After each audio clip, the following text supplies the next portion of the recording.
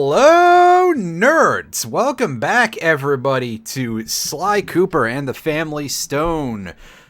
Or something. Hey, we kept our 13 lives from last time. That's nice. It's good to see a platforming game that actually preserves that stuff, because a lot of them are just kind of jackasses about it.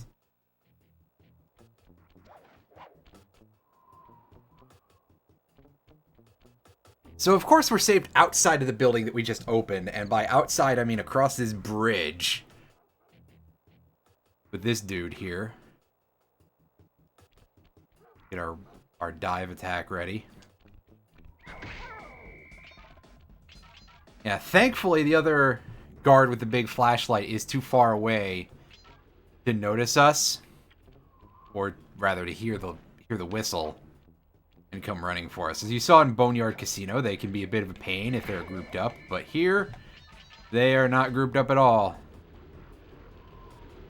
So I guess at least there's that going for us that is not horrendously painful. Into the airlock.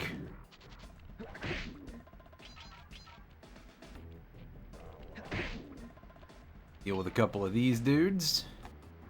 You want to tell us anything about the ugly face? Would you look at that ugly mug? I am, and I find it infinitely fascinating. Huh? My X-ray detection devices reveal that a secret elevator to Mugshot's penthouse is contained. Thanks for picking that up, within microphone. that giant head. So, how do we get in? Behind this locked wall, there's a lever that summons the elevator.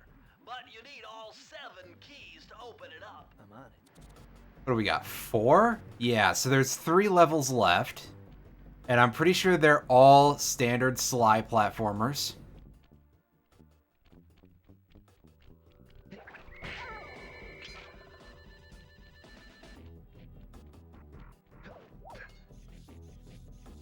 But let's tour the area while we're here. See what we've got going for us. Okay, so I guess that one over there, they really want us to use that mattress to bounce up to the chandelier. Back alley heist. This one will be the one where you climb the building, I think. Basically. Yeah, straight to the top. This is the one... This is the one where you operate the crane, I think. And that's what you have to do, is you have to climb all the way up and you have to operate a magnetic crane in order to go down. Yeah, see, look at the... Now, I trust these game developers to not put a thing that instantly hits you at the very beginning of the level, but only just.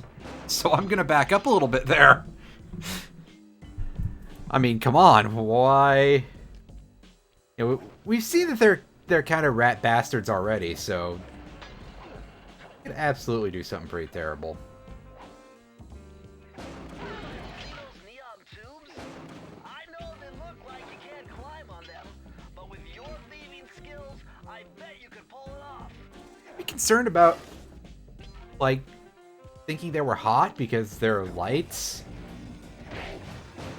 I don't know if neon lighting is, like, super hot or anything, but I don't exactly get into a position where I get to touch it very much, so maybe that's a little understandable. Maybe not. Maybe that's just a weird thing for a person to not know. Anyway. Yep, see, right in here. Key. We hit it with our stick and we go bonk. Forget it. Your cane will never smash that thick glass. You'll need something super heavy, like that big wrecking ball up there. Yep. Gotta hit that thing with a wrecking ball using the crane. I like the way this level is laid out. Although, hey, 40 clue bottles. At the very least, the next world isn't stepping it up to 50 for most levels. So, I guess there's that going for us.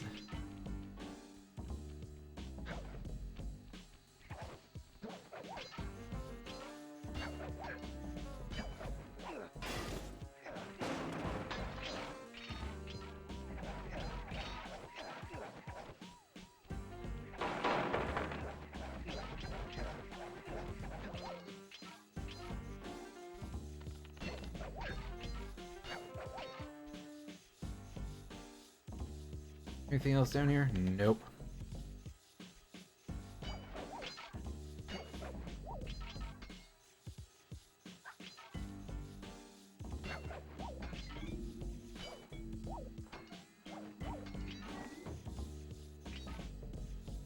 Alright, so we can take a brief break from climbing on this logo, and we can find a couple of clue bottles here. I'm curious if we jumped off of that car and we missed those would just break on their own or not. Find out.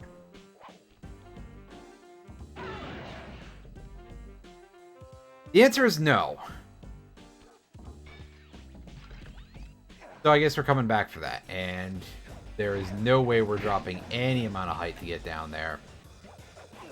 And it's not going to be a quick death. We'd have to waste both layers of our charm, and I would prefer not to do that. I would prefer not to. So I guess we're coming back to this level, at least briefly. I don't remember where the vault is, if it's at the end or what. I think it's probably at the top of the world. So, well, that's what I get for goofing off.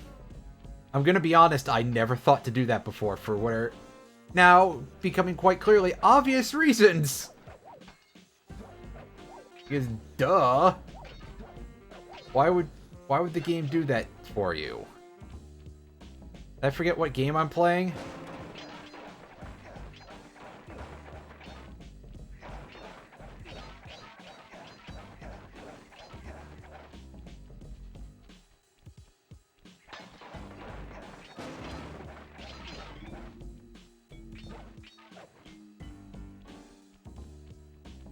The answer to that question might be yes.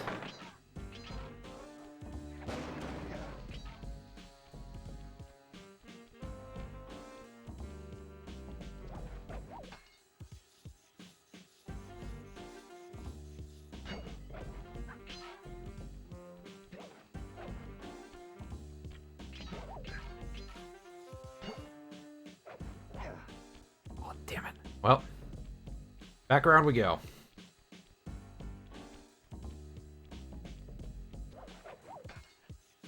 Good old 3D platforming. I feel like I play a lot of 3D platformers on this channel, even though my feelings about them are not exactly that positive. Mostly because a lot of them are just really rough around the edges, unless they tend to go a little lighter on the platforming. Like, the Ratchet and Clank games are pretty good, but a large part of that is that the amount of platforming is kind of reduced, and it's more like, hey, here's these combat situations, and some of them are pretty tough, especially in the first game. But to me, I always felt that at least a little bit of that platforming was integral, and the exploration and everything. So I kind of thought that Ratchet Deadlocked sucked because there was just no meat on its bones. It's like, oh hey, here's these arenas, go fight. Sometimes you have to walk around, but exploration is very choked and it doesn't lead you to anything. Enjoy. Almost none of your skill points actually require any sort of exercise of skill. Have fun. Glad we could have this conversation.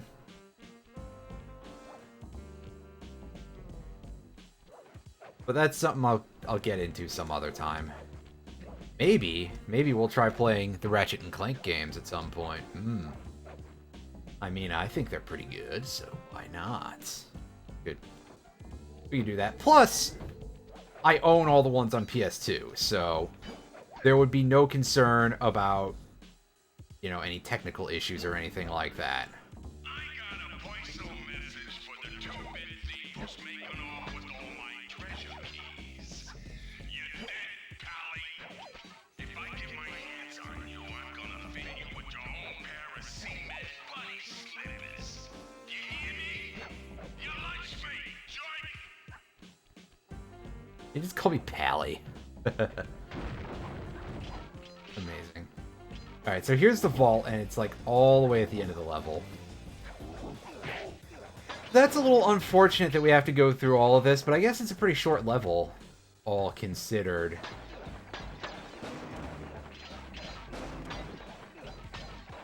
Anyway, we should be...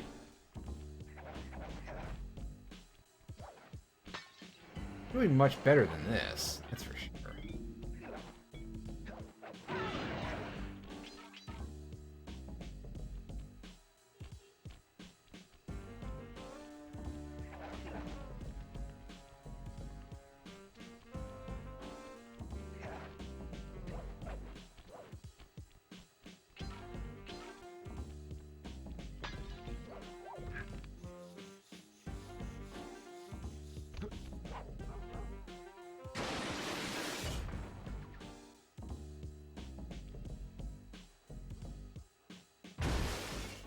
Oh, there's our key. Missed a float in this level, though, somehow. We are, like, really only just over half done with the bottles here, and I did say we're going to try to get all of those, so back into it we go.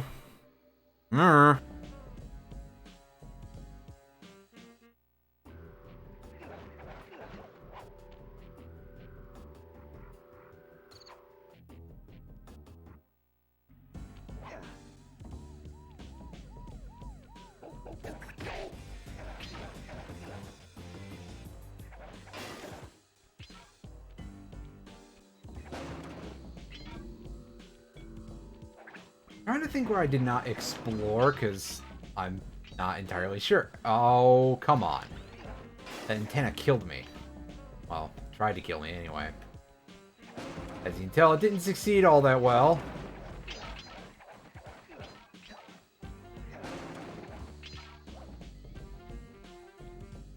Also, yeah, there is nothing inside the glass anymore. There's not even a warp out. I find that to be fantastic. That's pretty funny.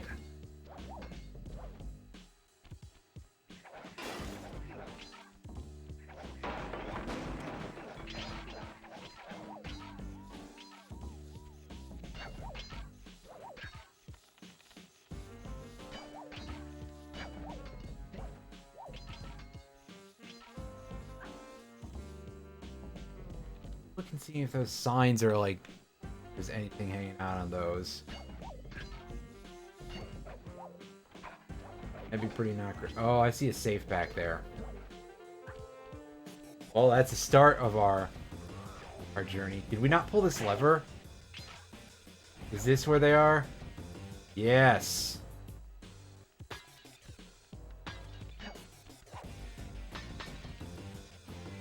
Alright, so there's 8 in there. There's 2 more in the little safe. There's 1 on the car. Which leaves us with 2 still unaccounted for. Probably another one of those little tiny safes somewhere that we missed out on. Oh! Missed that guy the first time. Whoops! May as well correct that issue.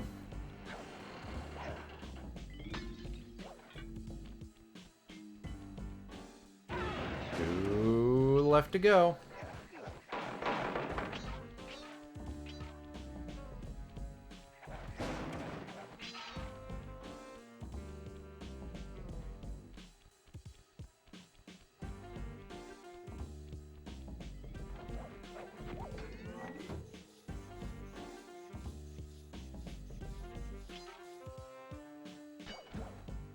I'm gonna take a peek in this little corner over here and see if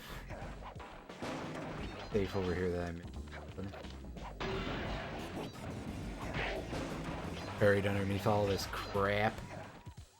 The answer is probably not, but we'll take a look anyway.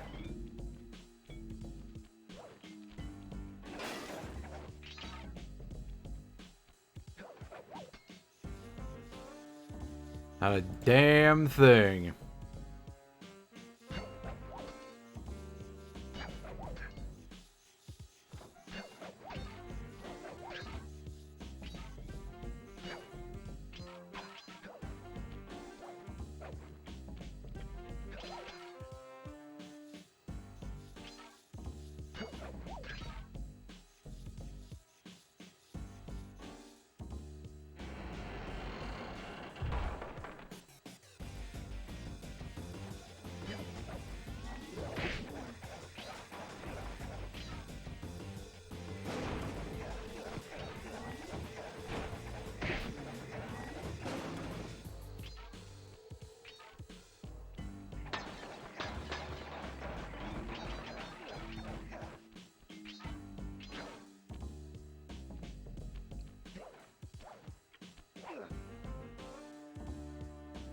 It's a very dangerous place for me to be going, and it doesn't look like there's nothing over here, but... they're not even gonna let me go over there, so... what was the point? I guess there wasn't much of one. Hey! Look at that guy acting like he's cool. Riffling his entire deck at me. Yeah, okay. Put your deck away. I'm not sure you're allowed to do that in an E-rated game, my friend.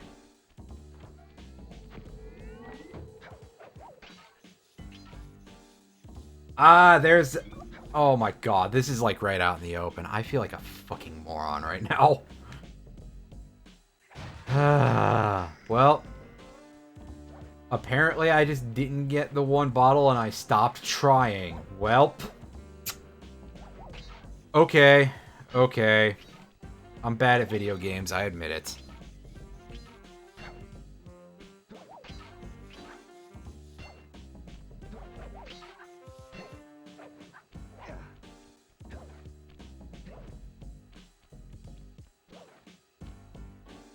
Go across. Grab this. Jump, and...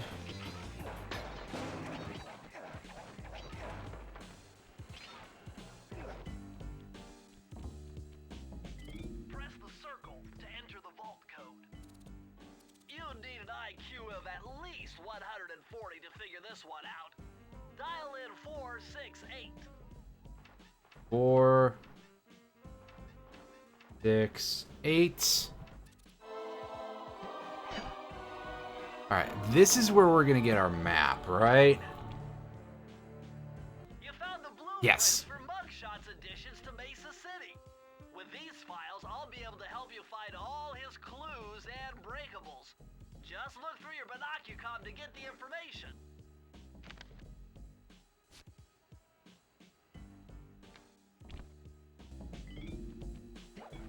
That should come in handy for the last 2 levels of the area. Surprised we didn't get it much earlier. And out we go. We probably could have just used like the exit to map feature, I think, is a thing, so... why I did that, I'm not 100% sure, but why not, right? Why not indeed?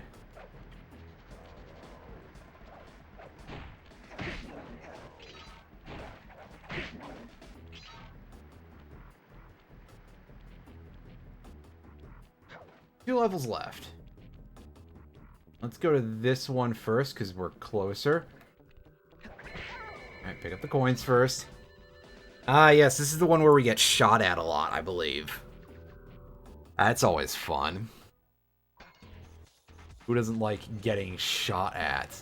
Oh. Yuck, these rooftops are filthy. Well, they are the only way to get to the key, since my locator tells me it's in a jewel case somewhere near Mugshot's penthouse.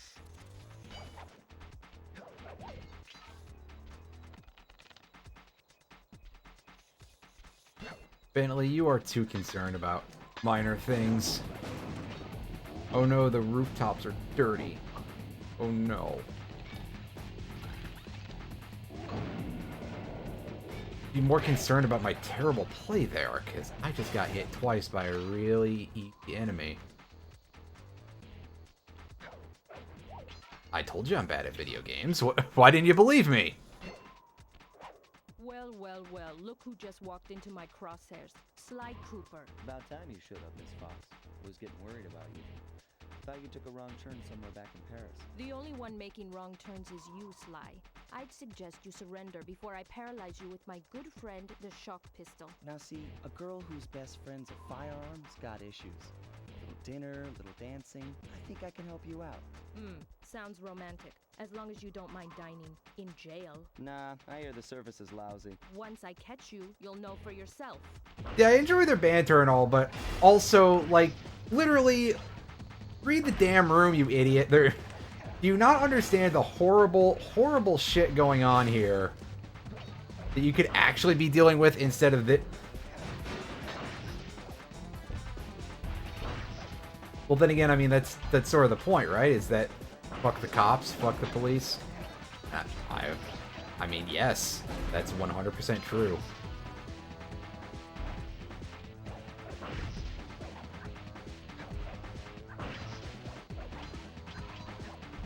course, it's going to get even worse later on because, spoiler alert, we're going to deal with this type of level again in World 4 where shit is even nastier. But we'll get there when we get there.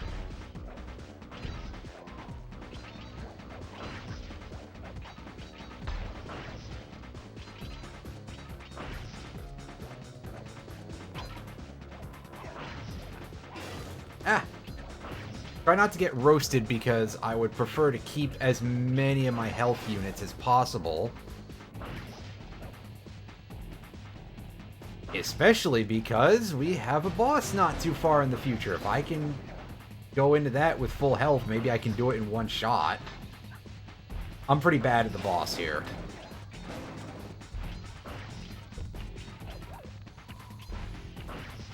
It's very easy to take hits during that boss, but we'll see that in greater depth when we actually get to that boss.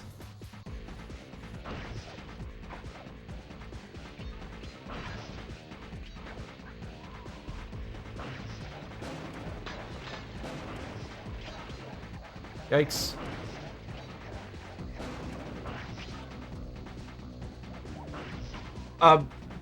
What? Thank you. This time it decided to work. Don't know what the deal was earlier.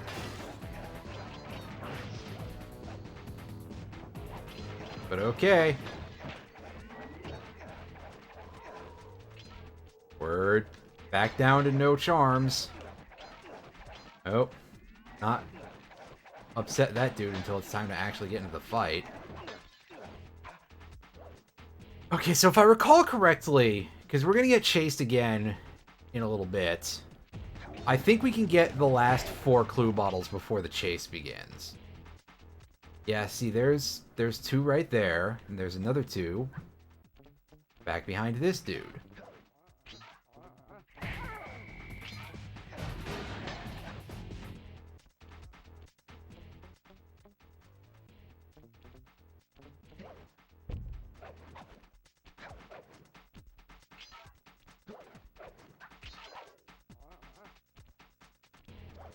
Ah! Fuck you! How'd I miss him? How did I miss that motherfucker? Are you kidding me? Are you kidding me? Get out of here.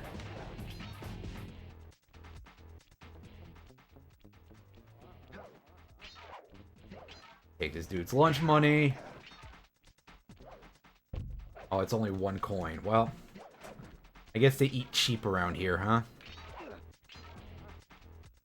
I got a smarter idea this time.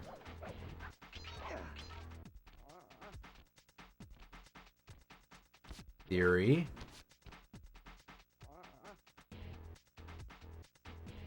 Got him! See? Smarter idea. Told ya. Use the tools at your disposal. Dive. Let's see what we got here. Thing I know Navajo code talk. Try 532.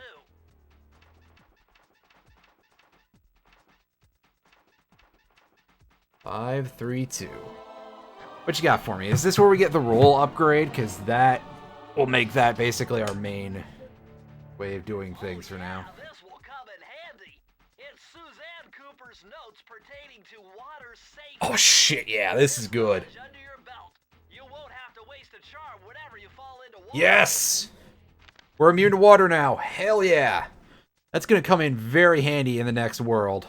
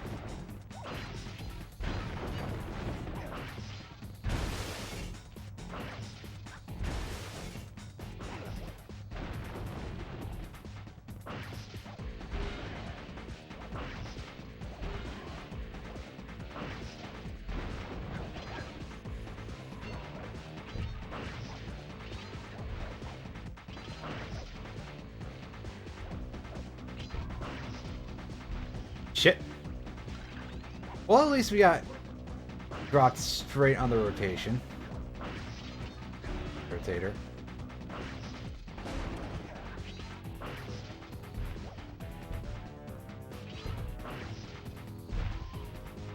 It was perfectly timed, not getting hit. Thanks. I'm gonna hunt you down, Cooper. You can't run forever. Actually, yeah, I can. That's how this series is going to work. Sorry, bad news.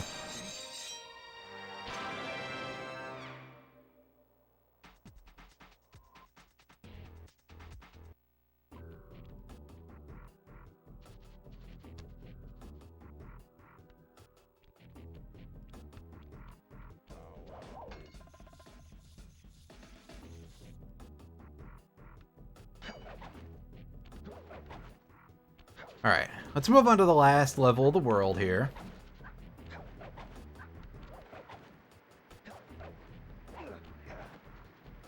This level is Back Alley Heist. I don't remember a lot about this level except that it's very heavy on the not quite 2D type of styled stuff, right?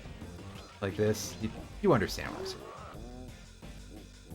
Also, I love that bulldog enemy just taking a bow after killing me. Fantastic.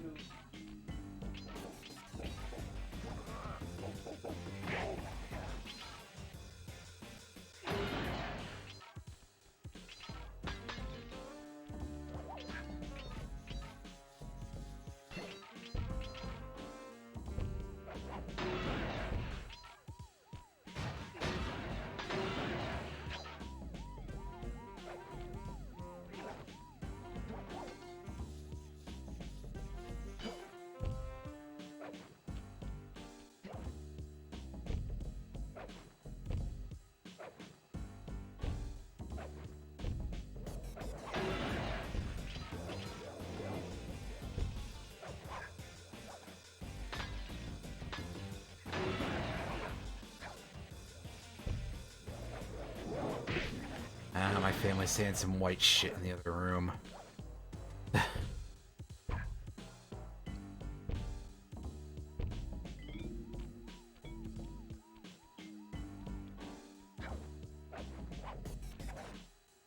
I need that block back, don't I, if I want to get all the bottles here. So we're going to exit level and we're going to re-enter because I would like to go through this in one go.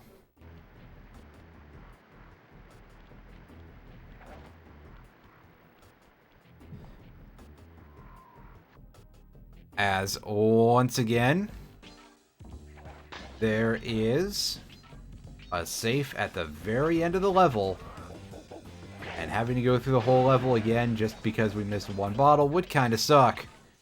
So the restart is the better alternative.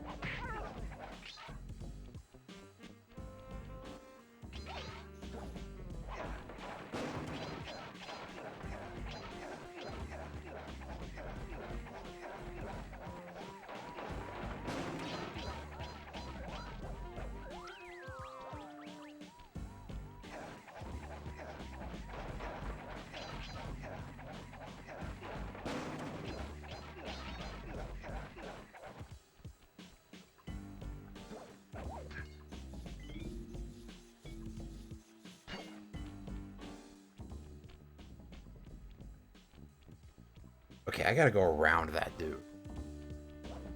That's not hard to do. Up we go.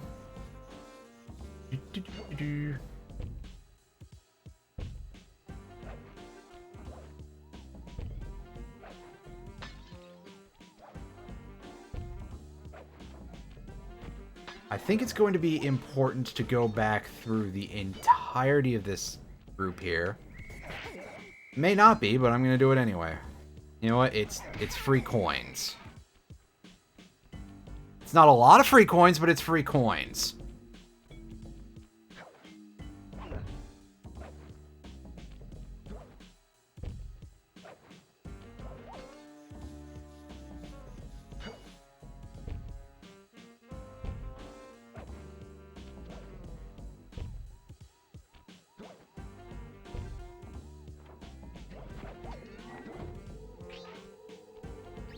Alright, so this section, are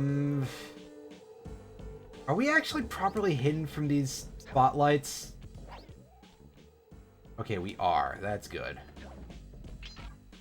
Because, to be honest with you, I don't think I ever, like, tried to do this properly. Because I always thought, oh no, you are not hidden from those spotlights in those positions, so...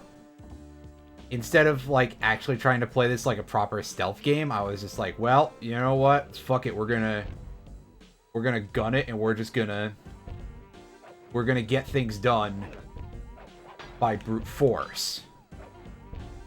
Which is a very silly way to do things in a stealth game.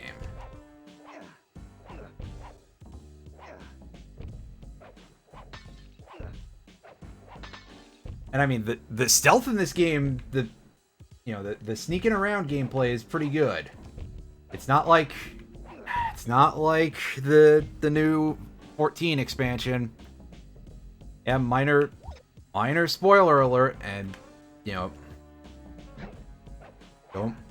don't kill me or anything, but those sections where you have to follow people without being seen, total trash. I got seen by the filthy gremlin in Garlemald like 10 times, and I'm that mad about it that I'm calling him a filthy gremlin.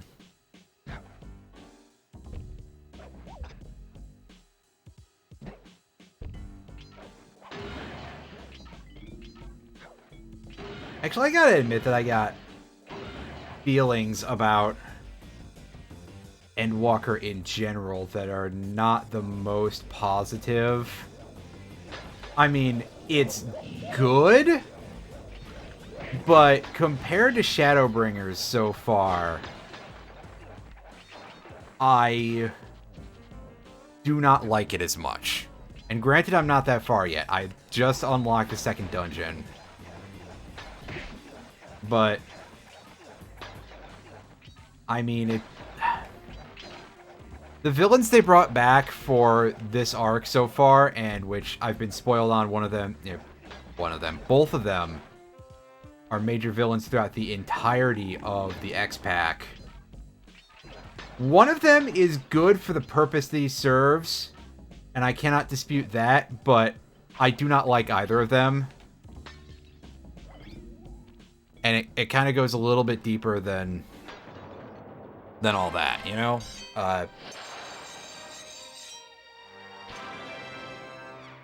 It's not just like, oh, hey, I don't like Xenos, because Xenos is really good as a villain for the very specific purpose here of the fact that in 14, like, everything revolves around your character. Oh, I'm trying to make sure that my mic is actually, like, picking me up at a good volume here, because I'm seeing that it's, like, it's not peaking, so that's fucking me up. Which means that it probably sounds better for you, and yet I'm trying to ruin it. Real nice of me, right? Real nice.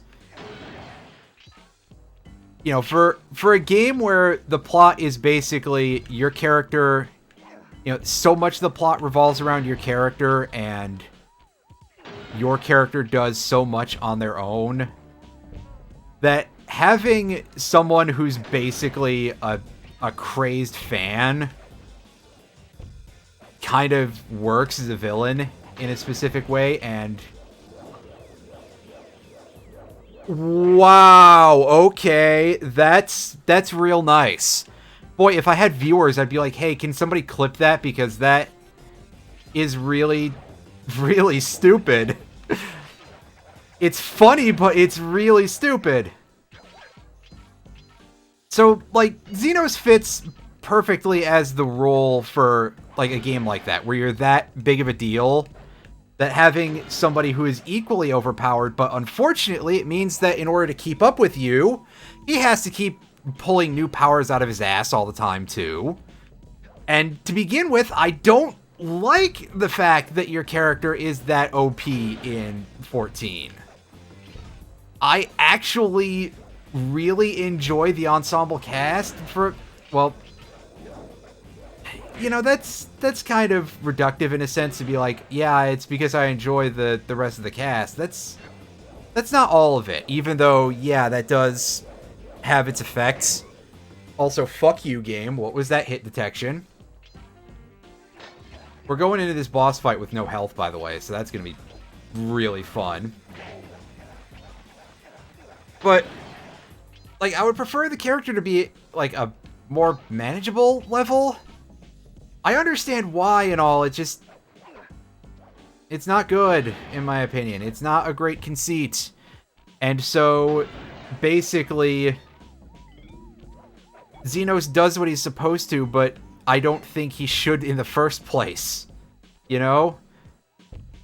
There shouldn't be a need for that, is my complaint.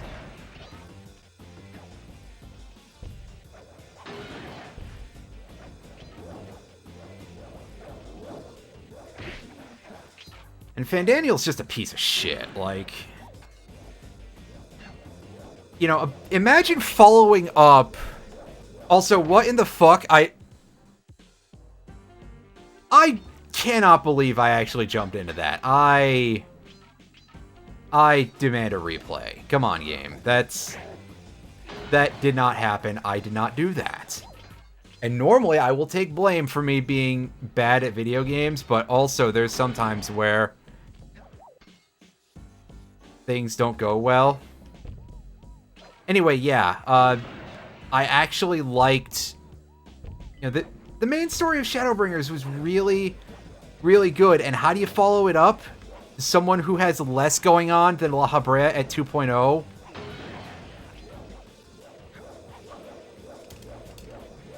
What? How did I get hit there? I feel that I got robbed in that case yet again. Because I'm pretty sure I was very cleanly over the wrecking ball there. This one enemy has screwed me over so many times. I've gotten killed by this thing twice in ways that are just like, hey, it's the incredible expanding hitbox. And I've gotten killed by it at least once while picking up a health item, which is one of those things that is among the sentences in video game stuff that you probably should never be saying, is that I got killed in the middle of picking up a health item.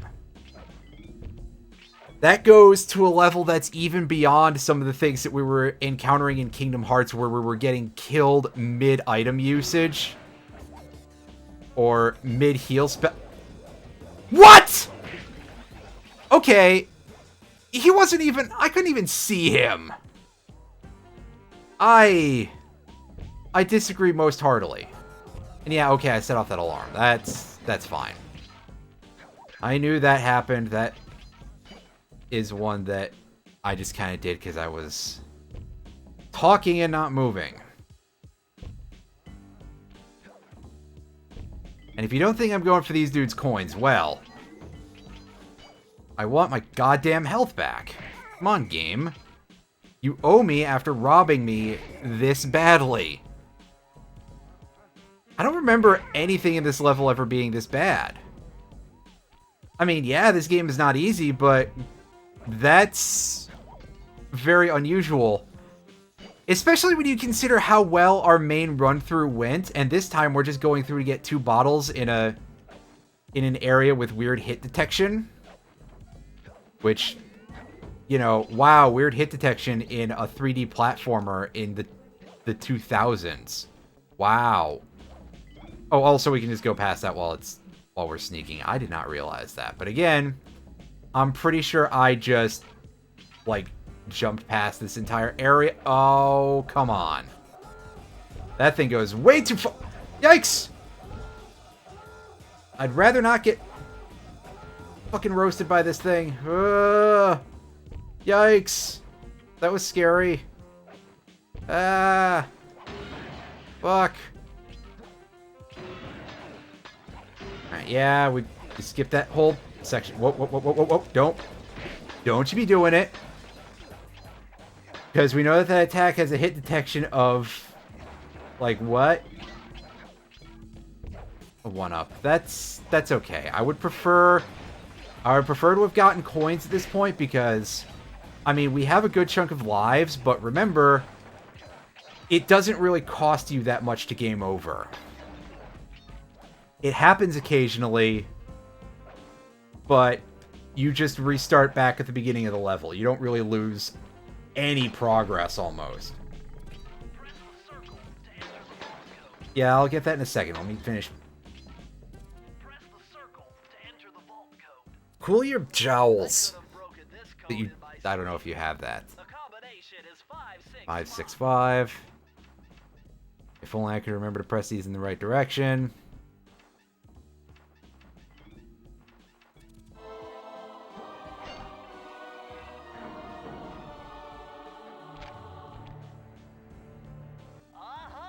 It's Sir Andrew Cooper's thief replica technique.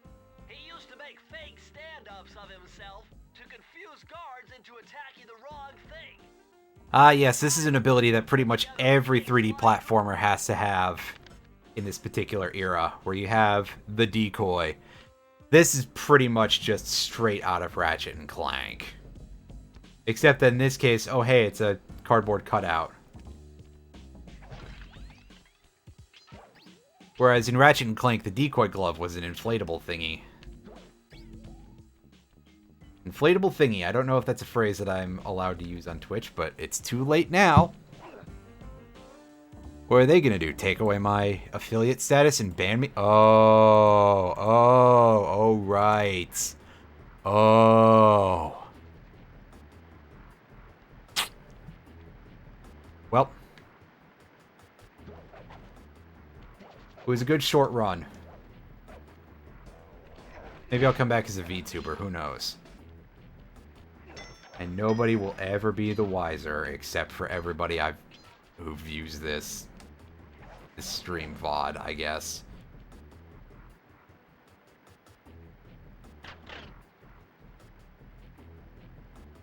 Alright, pull the lever. That's the thing that happened. It kind of looked like a tongue, but not quite. Stiffest tongue I've ever seen. If only it, like, rolled out, that would be very silly, but gain a level of amusement for it. Let's go. Here it comes. Last call. Let's fight him.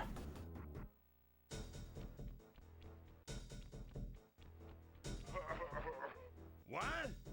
My boys have been yapping about some big mysterious dude running around cracking skulls and this is it? You're the monkey wrench in my operation? Some scrawny rat with a stick. Hey, wait a second. I seen that stick before. Maybe when my father knocked your block off with it. Your father? Wow. You're a Cooper? You know, that Thingus Rackamagookus had a lot of nice pictures, but way too many big words. So you don't mind just handing it over? Why? What, are you kidding? You break into my place, steal my stuff, trash the joint. I feel transgressed and violated. Let's rock. This guy's just some wrestler persona, isn't he? Except that with the voice acting not quite being hammy enough for that. So anyway, this fight. Buckshot's gonna come at us, and he's gonna shoot us, and he's gonna shoot us, and he's gonna shoot us, and he's gonna shoot us a bunch. How do you deal with him? Well, you can't go hit him, because you're a scrawny little 90-pound weakling or something, which would actually be quite heavy for a raccoon. But instead, you go around, you hit the mirrors, And once you whack every mirror on the floor, then you're good to go.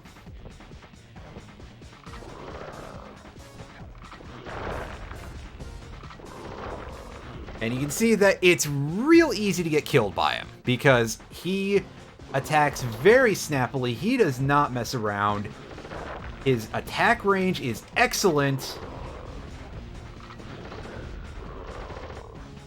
It has like a really tall hitbox, basically. Or at the very least, because of the way that he angles his shots, I'm pretty sure that it can hit you very easily in the air. And basically, this is just really, really not so great. Ah! My beautiful gun is this strong. Good thing I got a spare upstairs. And I suppose that your best idea to deal with this is probably to get behind each of the big crystals. Ah! Fuck you! Man, what a jerk. And yeah, this is why I wanted more hits to deal with this, because there's 3 phases to this boss fight, and that second one is long and kind of confusing because of the way the map is laid out. It's like I think it's a dollar sign.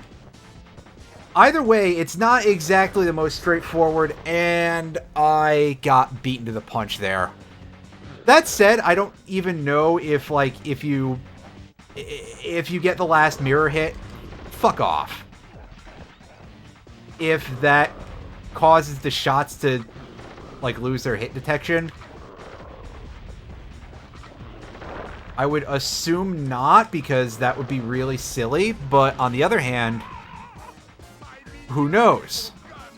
Because it hasn't come up. Good thing I got a spare upstairs.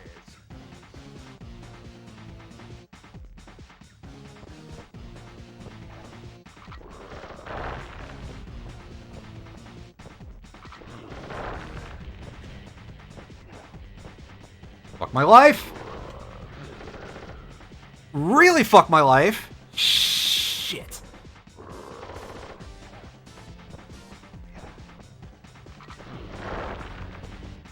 Yeah, this might be my worst fight in the entire game. Except for maybe the last one, although, again, I haven't been there in a while because... Hoo boy! World 5 is some fucking jank! Speaking of fucking jank, nice hit detection, game. My beautiful gun is this strong. Good thing I got a spare upstairs. Let me pause for a second. Alright. Let's go.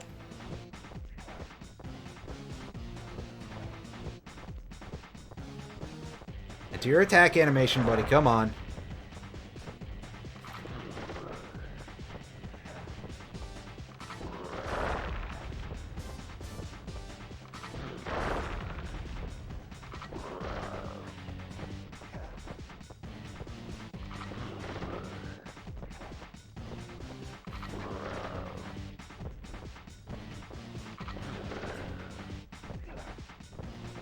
I think that's the last target we need to hit.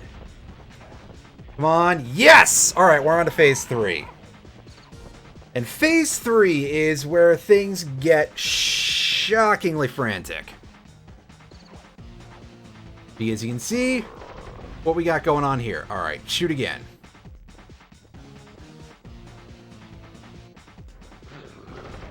So a problem is that if he shoots a mirror that's been turned around during this phase, he turns it back.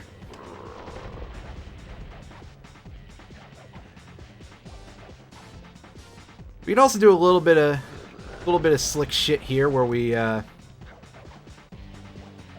do these curve jumps in order to try and dodge his shots a little bit. On the other hand, you can just see that this area is this part of the fight is probably the easiest. Bizarrely enough, you know. Counterintuitively, the end of the fight is very easy. It's impossible. A little pipsqueak like you beating a big, strong bruiser? stupid picture book. You're gonna have to go down to Haiti and cross paths with Miss Ruby. And then believe you me, you don't want to be you. The mugshot section of the Thievius Raccoonus contained an entry from my gunslinging ancestor, Tennessee Kid Cooper. His specialty was the rail walk and rail slide. Moves perfected through a lifetime of theft in the Old West. Getting out of town proved to be a little more challenging than getting in. Having just missed us, Inspector Fox went for the next best thing and dragged that canine steroid case off to jail. That was the end of Mugshot's gambling empire, and Mesa City's citizens soon returned home. While me and the boys, well, we enjoyed the rest of our stay in America, and then returned to Paris, ready for our next mission. All right. And there we go. 7 keys, 5 vaults. Is it 5 vaults for this one too? 6. Nope. You can see the amount of power-ups we're getting is going down. Let's start in on Chapter 3. The third member of the Fiendish Five was the infamous voodoo priestess, Ms. Ruby.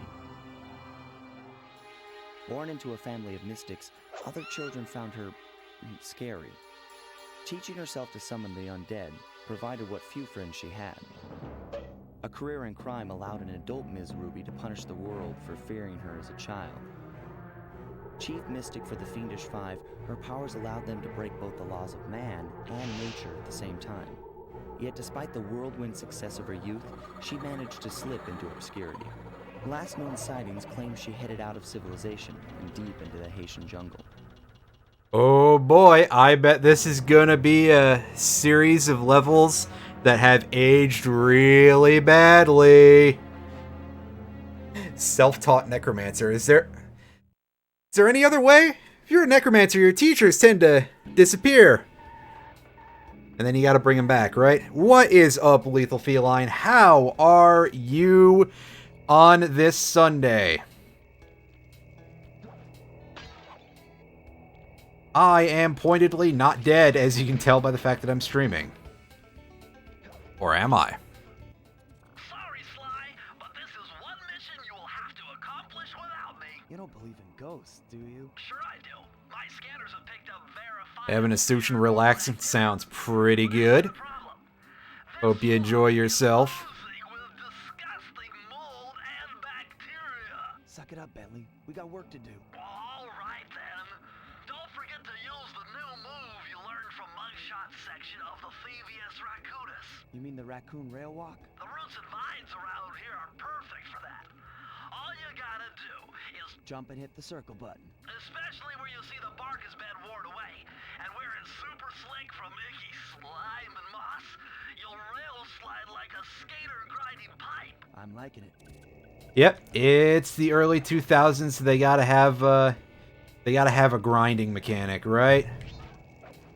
Good old every game in the early 2000s with their grinding mechanics. I do enjoy some grinding. That's why I play the mobile games that I do still. And 14. I'm way over leveled for where I'm at in 14, by the way. I'm pretty sure that I got Machinist to level 86 or something. And the next dungeon I'm at is level 83.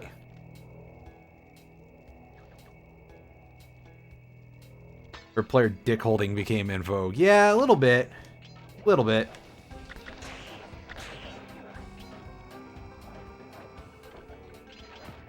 In terms of, like, tutorial and stuff, this game... Well... Oh, that's nasty. That mosquito doesn't even think we taste good. Fucking rude. My blood tastes great, dude. Well, I think that's what I get for saying that.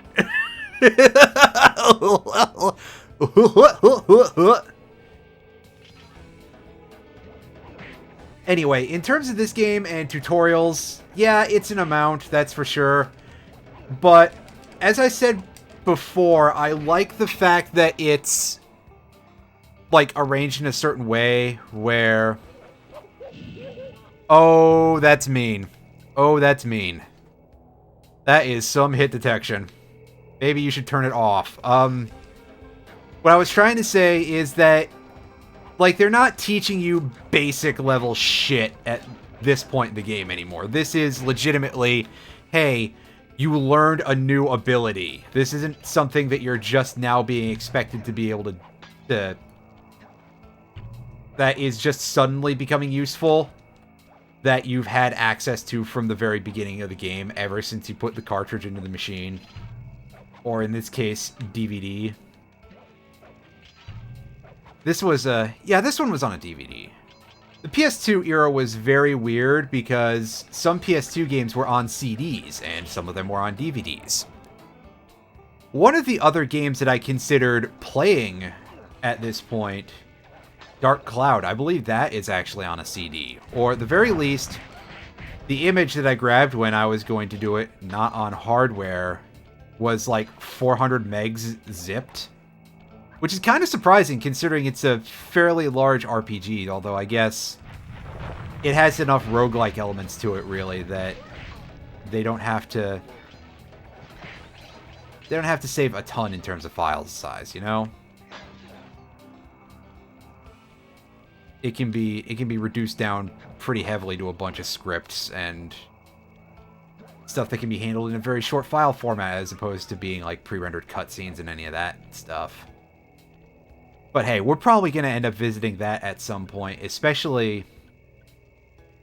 I don't know, I'm always a little bit reticent to stream that because many years ago, when I was friends with some people that I am glad to no longer be friends with, I streamed it on much worse settings than I'm on right now, and I'm not even exactly at the pinnacle of video, as you can tell. Oh.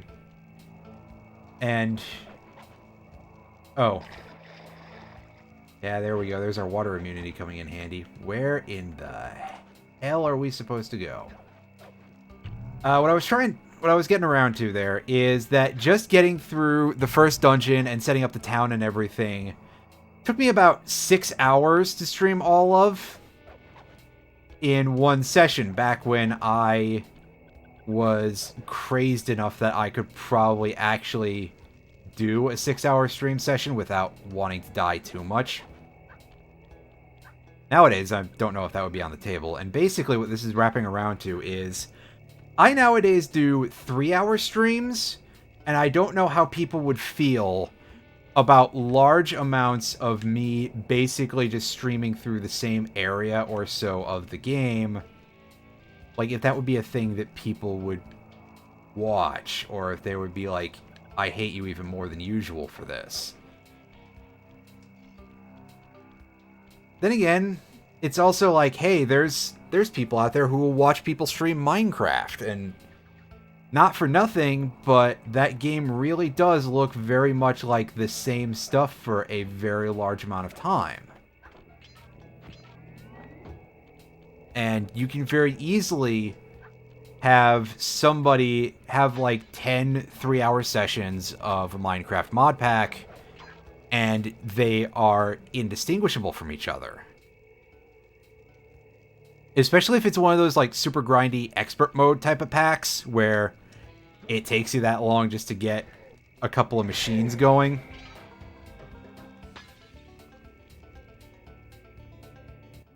That's Miss Ruby's lair. To get in, you'll need that key on top of the tiki pedestal in the guard compound. There's a bad mojo force field protecting it, so you'll have to destroy all 5 of the purple candles surrounding it. No problem. Don't get cocky or you'll end up with your head shrunk to the size of a pea.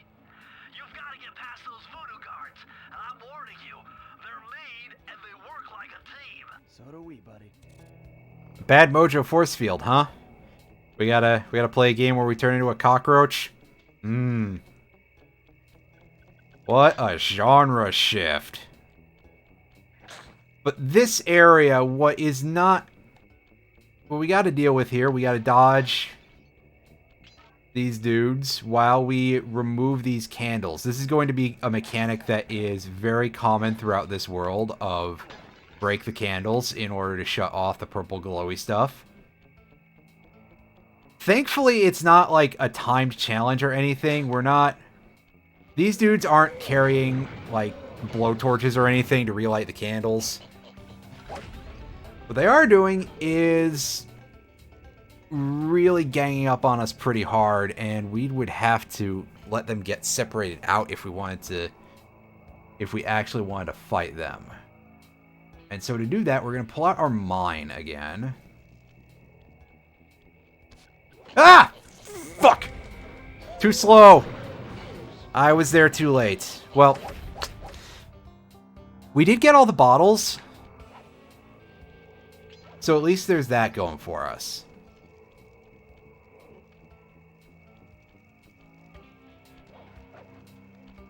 So we can go in there, we can hit the safe, we can get the power up, like, immediately. Which, I don't know if it's something super useful, but it would probably come in handy. No, I'm not going to complain with a new ability. Complain about. I'm real good at using my words. Circle to enter the vault code. If I did my math right, and I always do my math right, then the combination has got to be 588. 588, you say.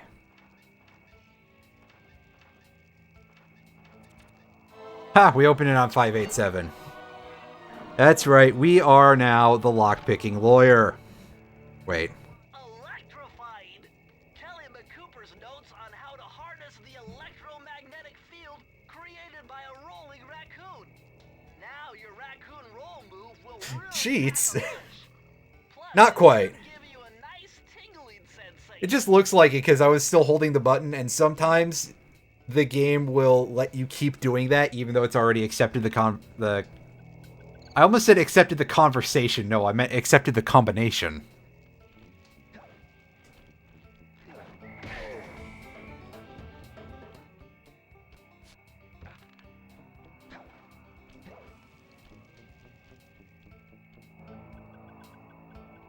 Maybe accepted the conversation too. I couldn't say for sure. So that run. Butts. Oh well. We got what we came for. I think we're switching back to the roll move for the rest of perpetuity here.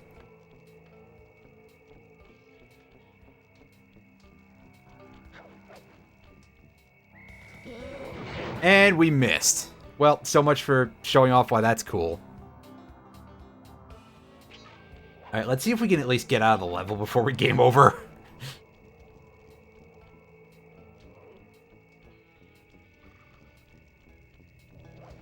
And this is why we want to just do things the easy way. Because it's easier.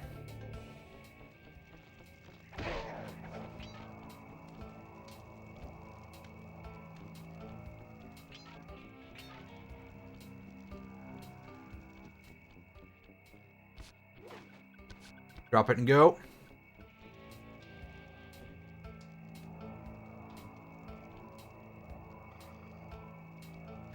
Gotcha.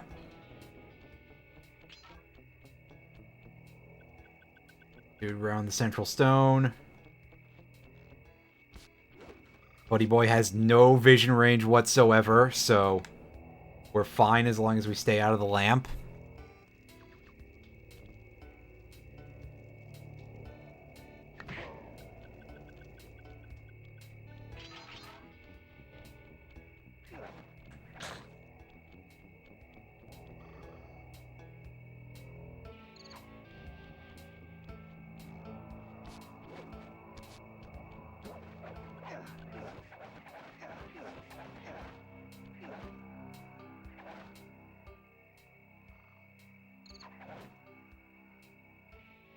Where'd you go, nerd? There we go. That's... a weird path this fucker takes, that's for sure. Get out of here. Get out of here, man.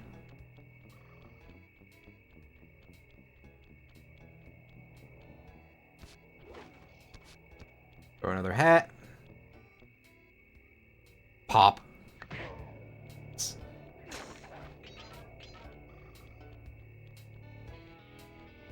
This last dude, we should just be able to use our normal tactics on, and by that I mean we're going to demonstrate the electric roll. You've done it. Not to be confused with the electric slide. And you can steal the key. A yoink! Turns out if you actually play good, you can beat an area. Who would have guessed?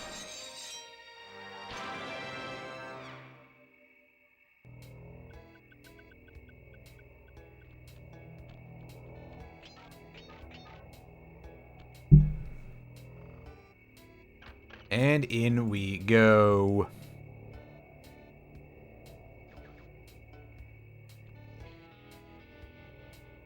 Oh. I thought we just walked in automatically. I looked away for a second. Whoops. Oh, yep. My paranormal scanner is maxing out on that structure. A reading like that could only be coming off Ms. Ruby herself. I think you're right, Sly. That's a big old skull. If you wanna crack at Ms. Ruby, you're going to have to find a way inside that skull temple. And we're gonna do that the same way we always do. 7 keys for this world. Nice and simple.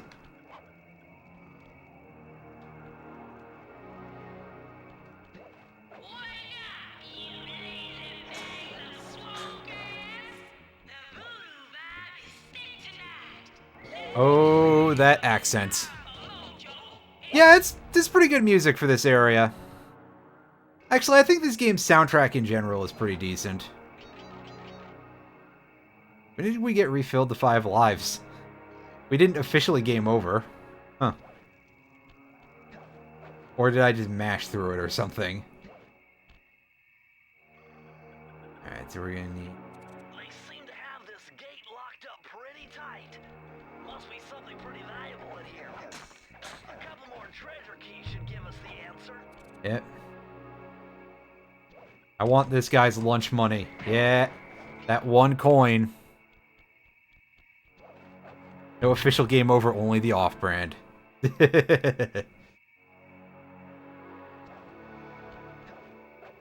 Game over! Yes! Wait. This level. This is the one with the sort of chase sequence at the end, I believe. Sly Cooper I- feet pick. Oh god. Hi, Tav! To keep something out. Or maybe she's trying to keep something in.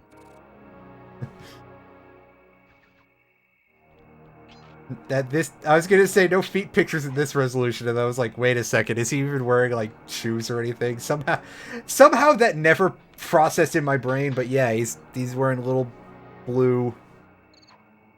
Wait a sec. Yeah, okay, there's like a rim around the edge of the.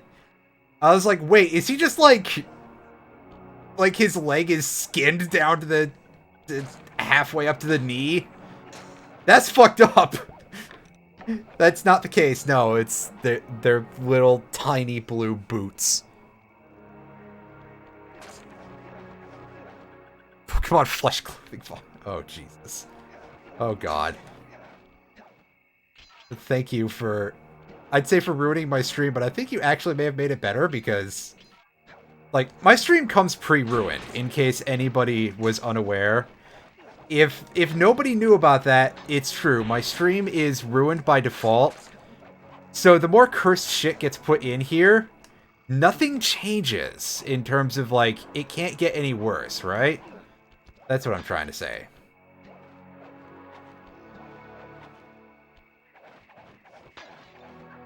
Which, I mean, if I put it that way, it might be time for me to find something with some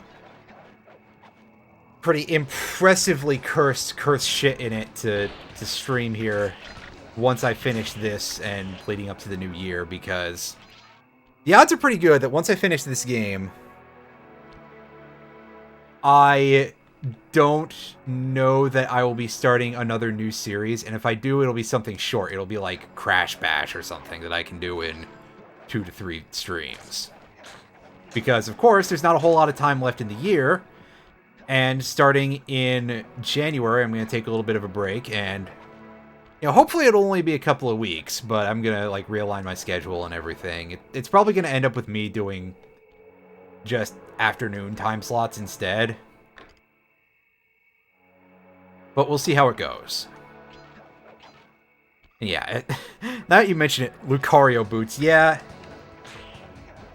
He does kind of look a little bit like one to begin with. Like, Lucario, I'm not exactly sure what it's supposed to be, aside from some weird blue furry thing. It's generic mammal number 6. But now that you mention Lucario at around the same time as Sly Cooper is involved, it suddenly kind of, like, all fits together. And it's like, oh, is that what Lucario is? These walls are making me claustrophobic. Whoa! Did you see those reeds move? There's something huge under there. You better get going. Yeah, so as I mentioned, and we'll see it in a moment, this level has sort of a chase sequence, and by that I mean, if I recall correctly, the thing that chases you is willing to wait for you to fuck around if you decide to, but you just cannot go backwards.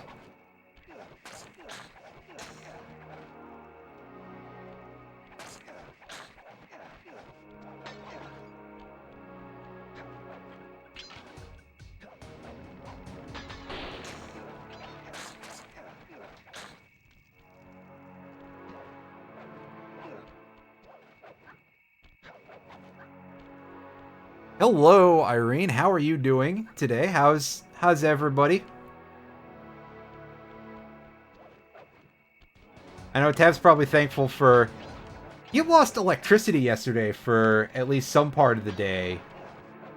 Like, most of the day. And of course I was fucking roasting his ass for it, because that's exactly the kind of friendship we have. Like, oh, hey, here's this thing that you can't do anything about. I'm gonna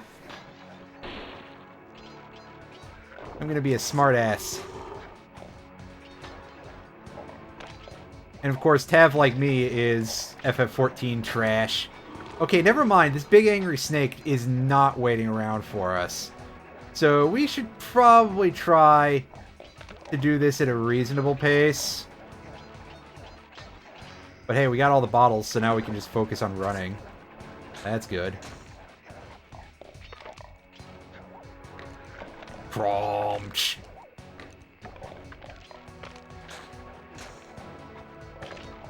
So yeah, Tav, you got power back in the late PM hours. And so you must have had a queue of, like, a lot if you were trying to get on 14 last night. Early AM. Well, pardon me then. I just know that it was, like, the kind of time when regular people should be asleep. Try 4, 4. 444, huh? 2/3 of the number of the beast. The one for you, and maybe on holidays for me. I'm not funny. Yeah, it's okay. I didn't stream earlier this week because I was very tired during most of the time when I was at stream time slots. Probably because the Endwalker release has fucked my sleep schedule up something proper for me to actually be able to try and get anywhere in it in order to, you know, avoid queues of like 4,600 or whatever. Although a couple of times I did try to log on during the big giant queues and I managed to not go completely shit crazy. So at least there's that going for us. How is that new Yu-Gi-Oh set? Is it looking interesting? Are they bringing back anything new? Or bringing back anything new? Yeah, that's how it works. Are they bringing back anything old, but, like, kind of neat and, like, you wouldn't expect it to be? Basically, what is the new Skull Serpent, I guess, in terms of archetypes? Because surely there's got to be something along those lines coming up at some point during the next couple of years. They banned one card. Okay. Gotcha. Oh, they're starting us out with a... Oh, geez, I can see why they're starting us out with health. This level, we get attacked by ghosts, like, constantly. Sly, you better be on your guard here. My paranormal skills show this place is really haunted. I could have guessed. We'll take a look at that in a second. Once we get over here and we deal with this obelisk. Very interesting. When you smash that Oh, pardon me, gravestone. it must be some kind of ghost generator. Wow, this time I'm the pretentious one. Awesome. Oh, you'd be safe. Fusion Destiny, which was used to create powerful fusion monster and will cause downsides. Red Eyes Fusion on crack. Gotcha. Fun. Fun times. Yu-Gi-Oh! Is in a very weird position because I am never sure if I should actually, like, look into going back into it. And every time I think about it, it's like, okay, what can I build? What can I do that sounds fun? And the last time I was thinking of doing anything... Oh, you jerk. The last time I was doing anything, I was looking at... I was looking at a deck that was based on Magnet Warriors and Fossil Fusion. And I seem to recall there were a couple of cards that would have been good for that were grossly expensive. Like one of the Fossil Fusion monsters was like $20, which is not exactly ideal to spend on a piece of cardboard, but I've seen worse. Especially because inside of that same thing that I was looking at, I think it was for the same deck, Predaplant Verde something. I don't remember the full name of it, but it's a pretty solid Link monster. OU. That has, like, really good support for fusion and allows it to replicate fusion cards, which would be great in a deck that wants to do a lot of fusion summoning, like a deck based around Fossil Fusion, where you're going to have more than 3 fusion monsters in the thing, and you only have the 3 Fossil Fusion cards. Yes, Predaplant Verte Anaconda, that's what its name was. Thank you. Anyway, I think that was a card that was recommended for Fossil Fusion as a deck. And at the time that I was looking at this, its price point was somewhere around like $50 or something, possibly more, for a singular copy. And I was like, you have got to be fucking kidding me. And that was pretty much the end of that as a venture that I was exploring, especially considering that was still, I believe that was still happening in like the early days of the pandemic. So I would absolutely, I still, and granted, I haven't gotten the 3rd booster shot yet because things have just been kind of a mess out in this county. The last time we looked as a family in terms of our options for that, the website seemed to not be working properly, so I may have to investigate that again very soon. But even if I had that 3rd shot, I don't think I would be willing to go out to a card tournament right now. And I especially would not have that early on in the pandemic. So... Yeah, a former tree returning to stiffness. Thank you. Hard paper. That's a good name for it, because hard paper is just like the perfect level of flippantness for that kind of thing.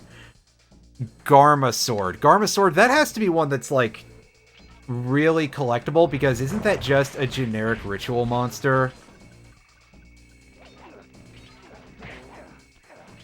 And I know that there are a couple of ritual monsters that have seen use. I don't think Garma Sword would be one of them. Because I seem to recall that it's just, like... It's not even Black Luster Soldier levels of stats and has no ability. Unless that was changed between whenever it was shoved into various video games and when it came out as an actual card, which could be a thing. I admit that my memory there is not the greatest. That said, ritual monsters in Yu-Gi-Oh! That's a thing that's had a weird history in that game. I feel like I was one of the people who would probably have been behind, I would have supported them as a deck type at the time when they were first coming out. If we had been getting, during Magic Ruler, if we'd been getting Black Luster Soldier, or if we'd gotten Masked Beast at that point, the Masked Beast came out a few years later, and by a few years, I'm pretty sure it was quite a while afterwards when it would not have been efficient, but otherwise, if you play things correctly, that's a 3200 beater that doesn't really need too much work to put out. I mean, you're dumping most of your hand, sure, but if your hand is all crap to begin with, what's the harm?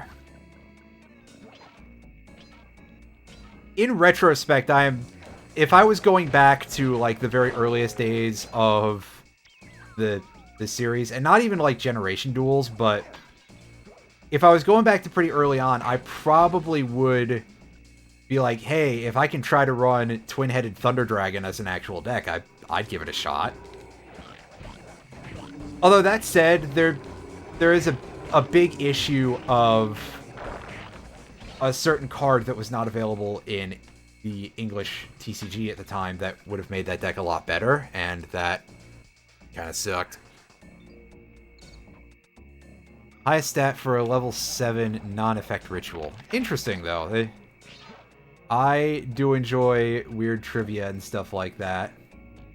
Also, by the way, I have just realized that the ghosts that are coming out of those gravestones are cats. That's a little messed up. That's a lot of cats. So what happened to the Mikote population when Endwalker came out? Da-da-da-da-da. That's not as good of a joke as I think, especially at this point. That's way dated.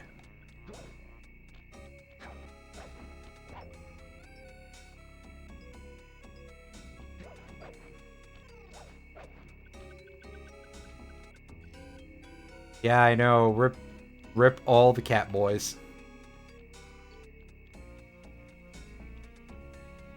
It's okay, I'm pretty sure the Hrothgars are still fine. Wait.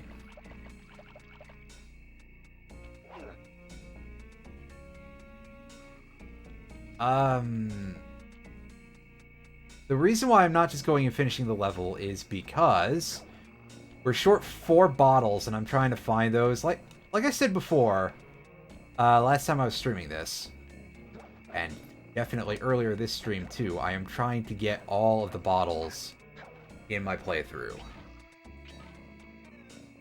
That's my big collection goal, if anything, because I'd like to get all of these abilities. If the game will permit. That's a big if, but do what we can around here, right?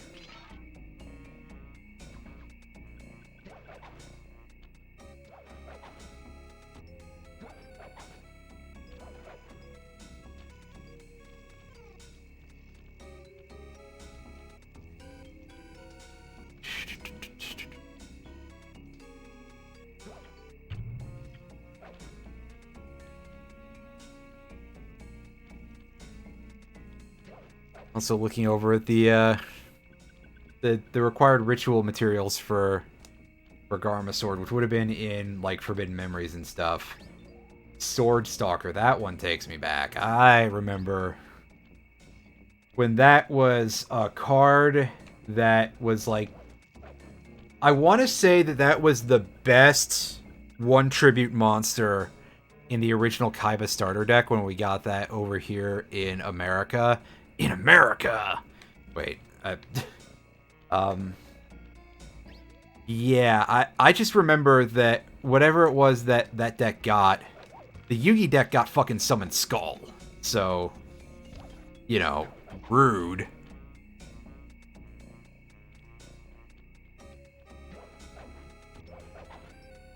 Bandit Keith, who is Canadian, right?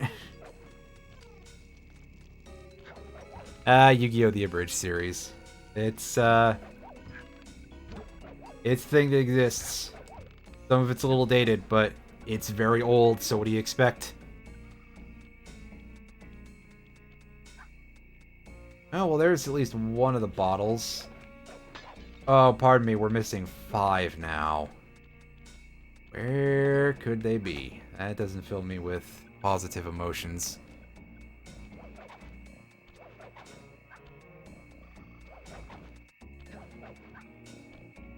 Those old days of the early Yu-Gi-Oh! Card game were so weird because... Like, again, think about the Yugi deck. They gave you Summon Skull and they gave you Dark Magician, which...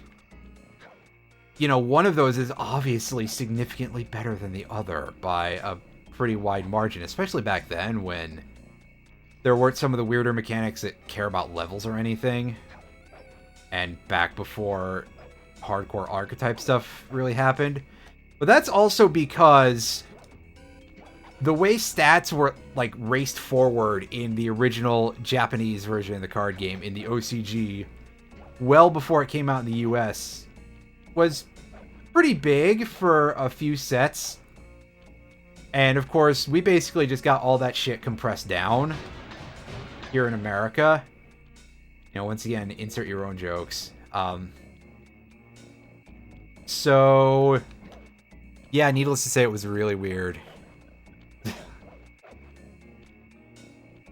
Yeah, here we are. We've got one bottle missing, and our map... We do not have a map for this area, because...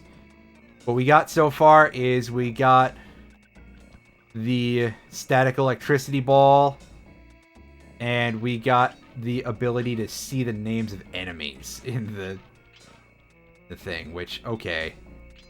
Cool, that's like the reverse of a... That's a waste of a power-up slot. Come on, game.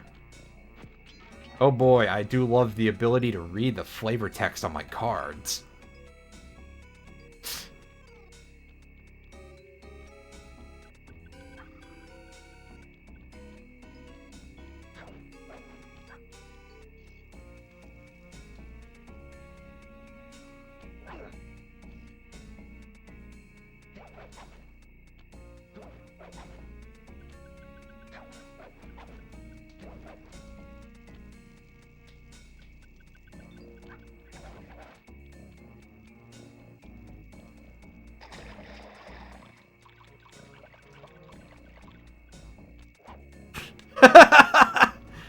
Oh god.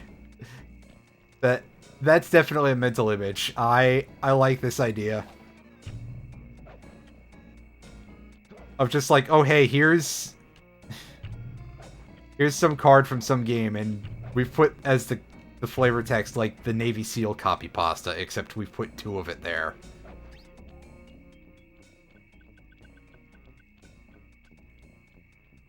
Pine cone! Oh shit, that's a phrase. The fact that it's a copy pasta for F14. Oh boy. Did you know that you can find pine cones in the critically acclaimed MMORPG? You can play it for free with the Heavensward expansion.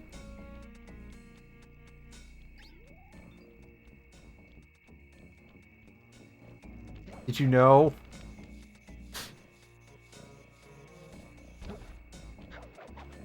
You can find out that Estidian needs a bath, and then you can wait to pay for the rest of the game until later, knowing full well that he never washes that suit of armor for some reason.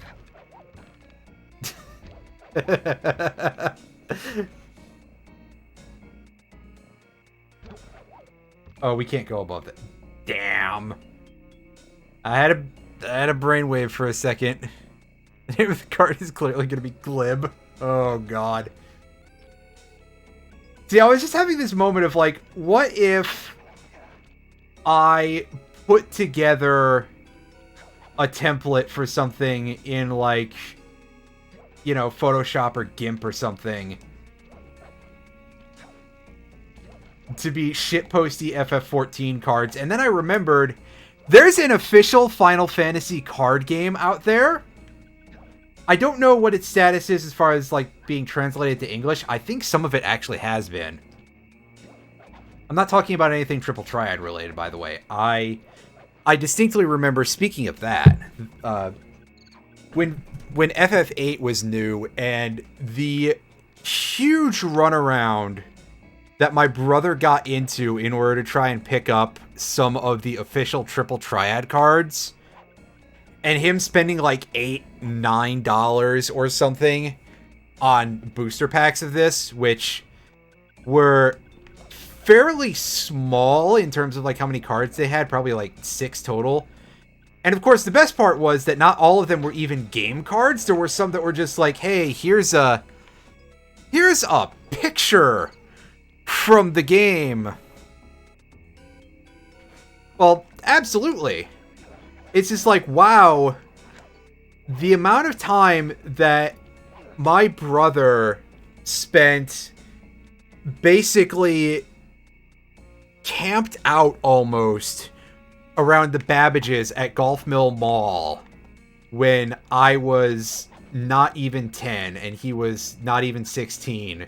Because, of course, he probably had to drag me along once in a while because, you know, the parental units were like, get the fuck out of my house, both of you, a little bit once in a while. You know, they were a little softer about it, but let's be honest, there's no difference between telling someone to enrich their life by going outside and saying GTFO. The urban environment is not hospitable to doing anything outside of the house except for existing. Anyway, setting that aside, of just the amount of time that he spent over there and the amount of money that he spent collecting, I think eventually he did manage to actually get a complete set of these, which, that's kind of cool. I don't know if he still has all of them, but yeah, that was a bit of a throwback there. As I was saying, I believe there's an official, like, 5 cards, yeah. Now, I'm pretty sure that every single... Get on the damn rail. Come on, Sly, you dangle, you.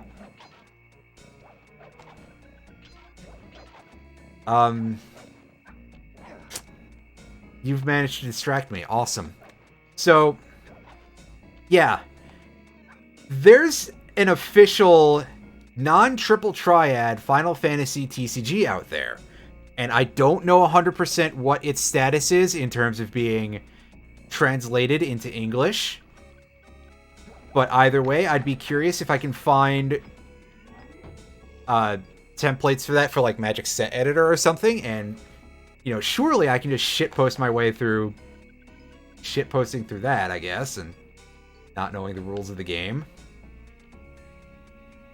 Accidentally creating something completely busted, and it's not something in that game that is intended to be completely busted. Where am I? Where am I going to end up getting launched back to? That's the important question. You know what? I'm going to start using the first-person scope here to see if I can see anything.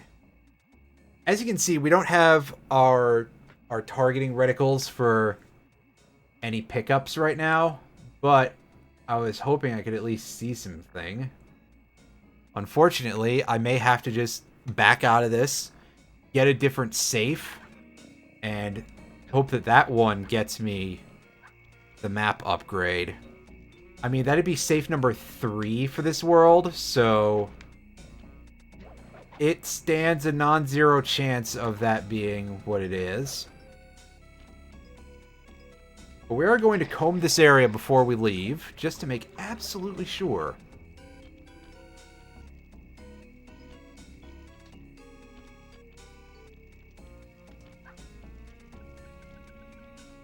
Yeah, I can't believe either that I was like, I'm gonna quit playing Magic because I don't get to play in IRL anyway, and Wizards are a shit company. And meanwhile, I'm over here looking at a bunch of other trading card games by companies that are arguably even worse, and that I still don't get to play IRL because, you know, it's not necessarily the safest thing to be going out into the meat space, and I assume that the fan base are equal levels of shitheads. I gotta admit, I put up with a lot of questionable shit that I should have really put my foot down and left my local play group back when I played Magic. I just think they're neat. Yeah, pretty much. I just think they're neat. Unfortunately, I don't think any of them are made of, like, potato paper. So, can't go 110% on the joke, but you can go 100%, and that's good enough. Unless, of course, it's your boss and you work retail, in which case, that's grounds for getting fired and never eating lunch in that town again. Because it's not good enough.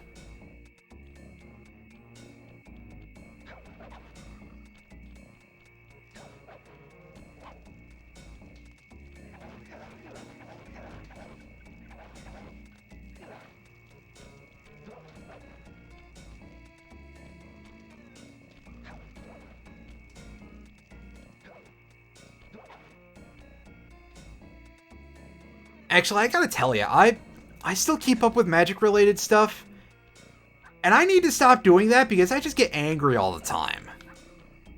I memed pretty hard on the return to Kamigawa for, well, reasons of just memeing on it, but I think that it is actually quite bad in a certain sense because there's been this constant sense, for those of you who are not Magic aficionados, Kamigawa is the world in the series that is basically, hey, here's fantasy feudal Japan. And they decided that that's going to be the only fantasy Japan world for the time being, apparently, because even though they said, oh my god, you're not wrong. Even though there was a constant thing from Mark Rosewater, who basically is probably as close as there is to any sort of real information. Finally, we got that last bottle. I just barely saw it moving and got it there. You know, he was like, well, we don't have to have just one Japan world. We can do all your weeb shit that you want, but we don't have to go back to the world that pulls consistently the fucking lowest in the polls. And then they decided, oh, hey, we're going to go back to it, but it's going to be cyberpunk, except, you know, cyberpunk that is acceptable inside of the grounds of what MTG is. 128, huh? Well, thankfully Sly already input for one of those. That's real good. So that's one thing that I genuinely facepalmed really hard about, but of course, as I was telling it to Tav, I memed about it because that's just what I do. See, this is the thing we could have used here. Funny how that works out. Back to Magic, I then found out that their secret lair service, which is basically where you send wizards like $25, $30, and they send you a set of 4 to 5 cards that are specifically selected and have special artwork and special frames and stuff like that. You know, you pay out the nose for these bling cards, basically. And so they've decided that, hey, we're going to have some cards in here that are crossover stuff with existing properties, but they're going to be mechanically unique cards.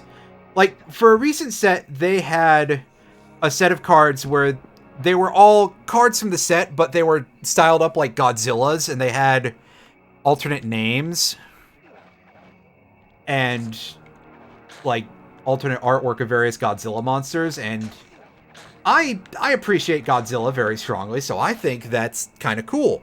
But they decided that they're going to do stuff like that, and it's going to be actual different cards. And it's like, okay, it was bad enough when they said they were going to do this. And then the first set that they did this with was The Walking Dead. So there were like 5 cards or something that are all Walking Dead based, which I am not a fan of The Walking Dead, to say the least. And, you know, but that's fine. It's a not for me thing for somebody who doesn't even play the fucking game anymore. Big fucking deal. It is a little bit unusual in terms of tone, considering that Magic is trying very hard to be PG-13-ish, and The Walking Dead is a little bit gross for that sort of level. But whatever. They can do what they want with that sort of thing. Oh, hi, Big Snake. Ew. And, you know, whatever. Then they did a set. I think the Stranger Things set are actually, like, existing cards, but just with the special alternate name that has no rules bearing. I could be wrong about that, but regardless, you know, that existed, and it's like, again, meh, not my thing. But why should they bother to create things for somebody who doesn't play the game anymore, right? And then I looked into what was going on with that stuff again, and they are now doing one for Arcane. Which, for those of you who are unaware, and I don't blame you if you are, Arcane is an animated series on Netflix based on League of Legends. You know, the game that's made by Riot Games that, even aside from the fact that it has a really gross, shitty community that they will never do anything about, Riot Games has been sued for what I believe is, were they not sued because of all of the sexual misconduct at the company, or am I incorrect about that? Okay, that's just the first level. What am I doing over here? Either way, they're being sued because their corporate culture is absolute fucking dog shit. And basically, as soon as Arcane dropped, people just kind of forgot about that. And I'm in a lot of Discord servers with multiple people who are fans of that, and there are very few things that I ever feel like interfering with someone for being a fan of. I don't necessarily understand why someone would like all of certain things, but that is a certain level of just every time I see someone posting fan art, I just want to be like, hey, you know the company behind this, right? You know what's going on here? It hurts me on about as real of a level as that sort of thing can. And maybe I'm an oversensitive ninny of actually saying that. I fucking know I am, but also, yeah. And so seeing this company out here doing business with, you know, for that, it's like, hey, I am absolutely not going to, I am 100% never going back to Magic the Gathering. And if it weren't for the fact that some of this stuff is actually worth money, I would probably just dispose of my cards, but I'm still trying to sell what little I have left. So that's a pretty huge pisser. Oh my god, the green waterfall overflowing with bones and body parts. I'm telling you, the health department's going to come down big time on this dope. Yeah, okay, shut up, Bentley. Although that is a pretty grody looking waterfall. Looks like something out of Rayman 2. So, Yes, over to that point, I did not realize that there were, like, designs stolen for League or any other Riot property for that matter. Does Riot even have, like, other things that they do other than League? I mean, I hesitate to call League of Legends a property on some level. So that's really gross, and yeah, I know that they have... I know that they are not exactly very positive toward LGBT matters, and that is especially a big thing because, like, every time I see anybody posting anything, any sort of fan art, there is a wild amount of fan art of a ship between two girls, and I don't remember who they are because, like, I basically, well, I'm not invested enough in the game, basically, to really keep that shit straight. So, yeah, seeing all that, too, was really kind of a double down of this really weird... And, like, I don't get to tell almost anybody about this, except because it's everywhere. And it's legitimately, you know... I'm not exactly, you know, a not dramatic person, but also this definitely is causing me some kind of stress.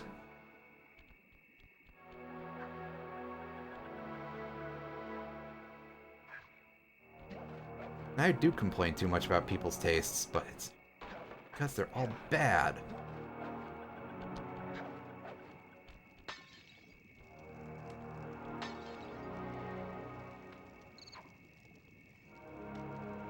Oh, hello to the new viewer there, Lady Emerald 31. How are you this...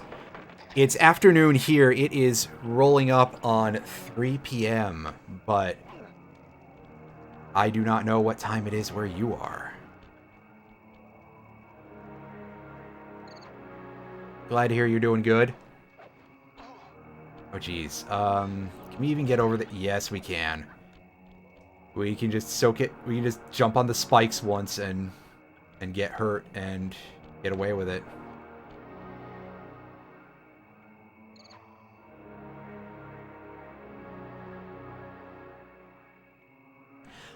This is my court and I'll dunk if I want to. That's a pretty good way to put it. 4 p.m. where you're at, so you're over in Eastern. All right.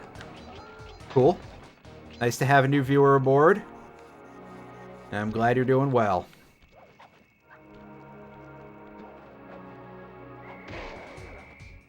And I'm glad to not be scaring people off with my rants immediately, because, well, I am sometimes a complainer.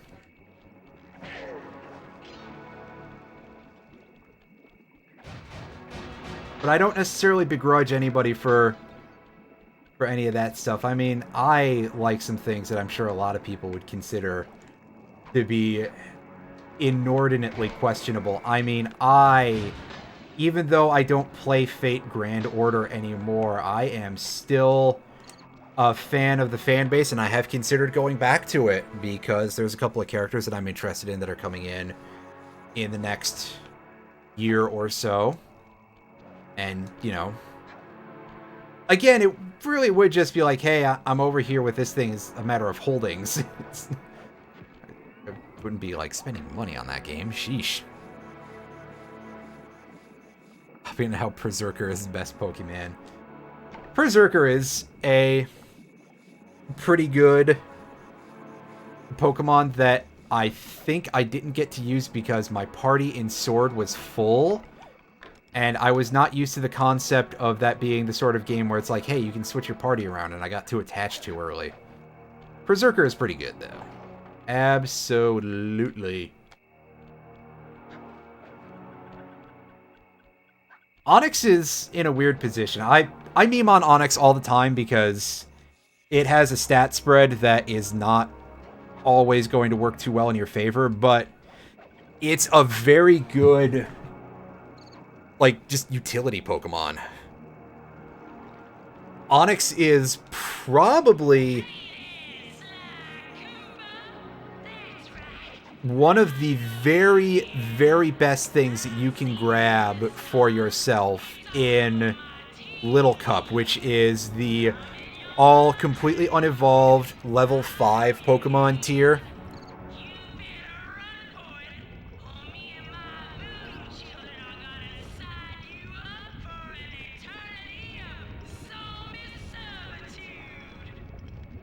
Because Onix can definitely do fun things, and I mean, it's a big old rock snake. You might just scare the shit out of people by having it out there. It's kind of like Lickitung, too. Lickitung, now that they gave Lickitung a very silly named and very silly looking evolution, it's viable in that particular tournament type. And by now, I mean back when Gen 4 was released and they put it in the game. But, I mean, if somebody comes into something like that, where it's like, oh, hey, things are supposed to be this way, and they bust out Lickitung, which you would think would not be inside of the parameters, you just be like, oh, shit. Judge, that's actually allowed? You gotta be kidding me. Plus, I mean, Lickitung already is really great in a horribly disgusting way.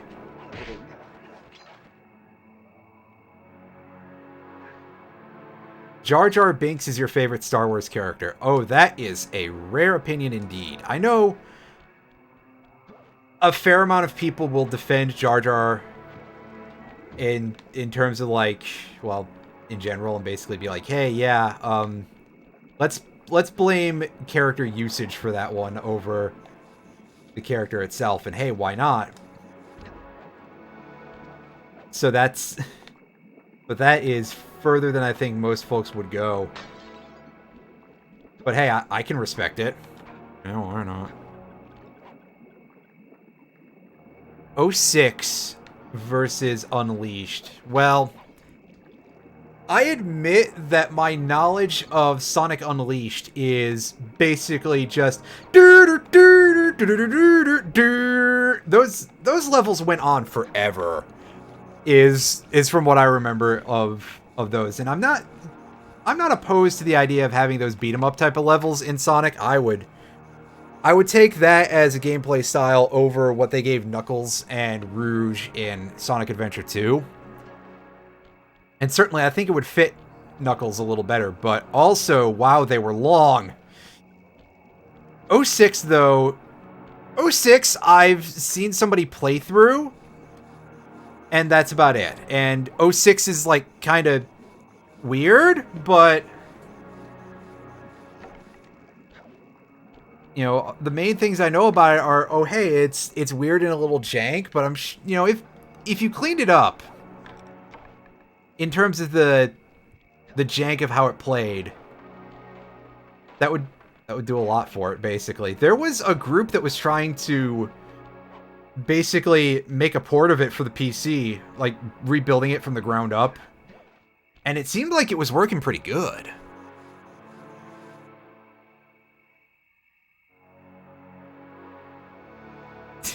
Don't we all want to kiss Sonic on the lips? I think you've got me there. That's, you know what? I think you raise a powerful point.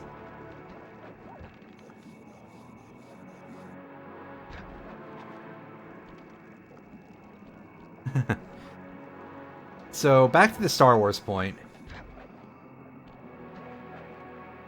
Emerald has watched like 2 Star Wars movies. Fair enough. I've seen far more than I can remember, that's for sure. I believe I've seen 8 Star Wars movies, one of which is a spin-off. And Tev is saying that he's seen them on Laserdisc, which, you rat bastard, I've never seen like anything on Laserdisc. I actually wish that I was in a better position to collect stuff on Laserdisc just because it seems kind of cool. I appreciate Laserdisc on a certain level. Let's delete these candles real quick.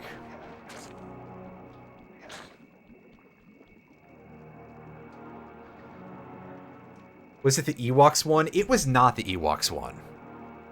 It was Solo, which I just saw a couple of weeks ago, and I thought was okay.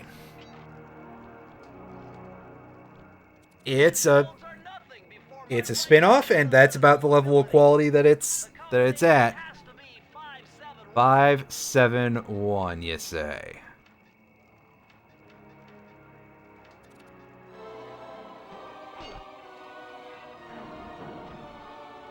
So the Star Wars movies that I've seen are... Oh, okay, so we get the ability to use slow in, not in the air. Bentley looks like he's in pain all the time. I'm sure that he actually is. He probably is, let's be honest here.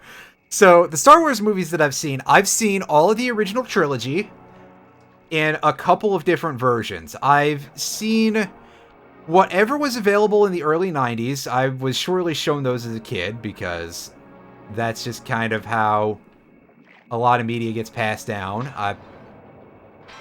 Correction, whatever was available in the early 90s and was on VHS.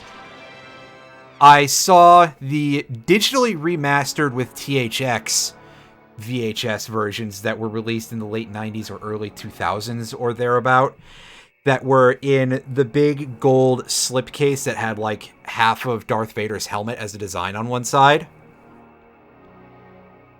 I've seen the prequel trilogy. I've only seen Attack of the Clones in French, though, strangely enough, which is a whole story that I'm not sure how much I want to get into there, but yeah, I've seen episode 1 and 3 in English, and I've seen episode 2 in French. But I remember episode 3 better for badly translated subtitles that became a meme on the internet. I've seen episode 8, and as I mentioned, I just saw Solo at Thanksgiving.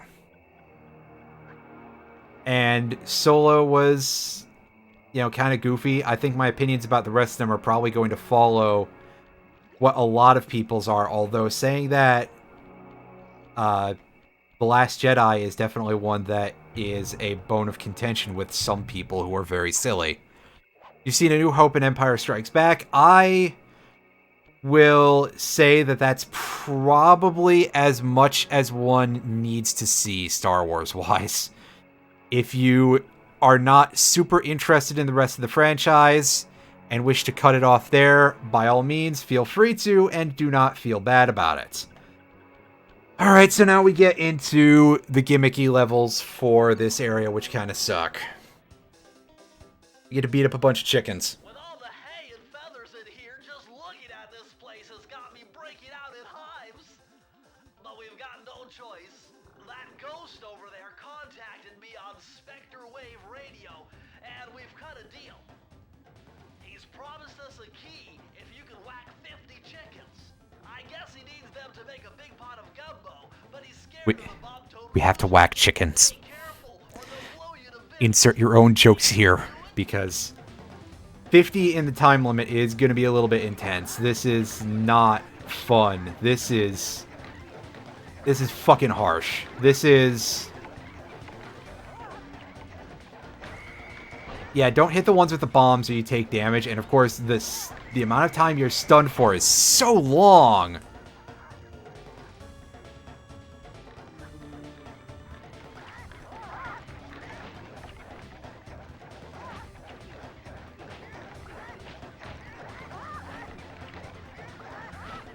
And they home in on you. I think they're on a timer at the very least. So, oh, fuck.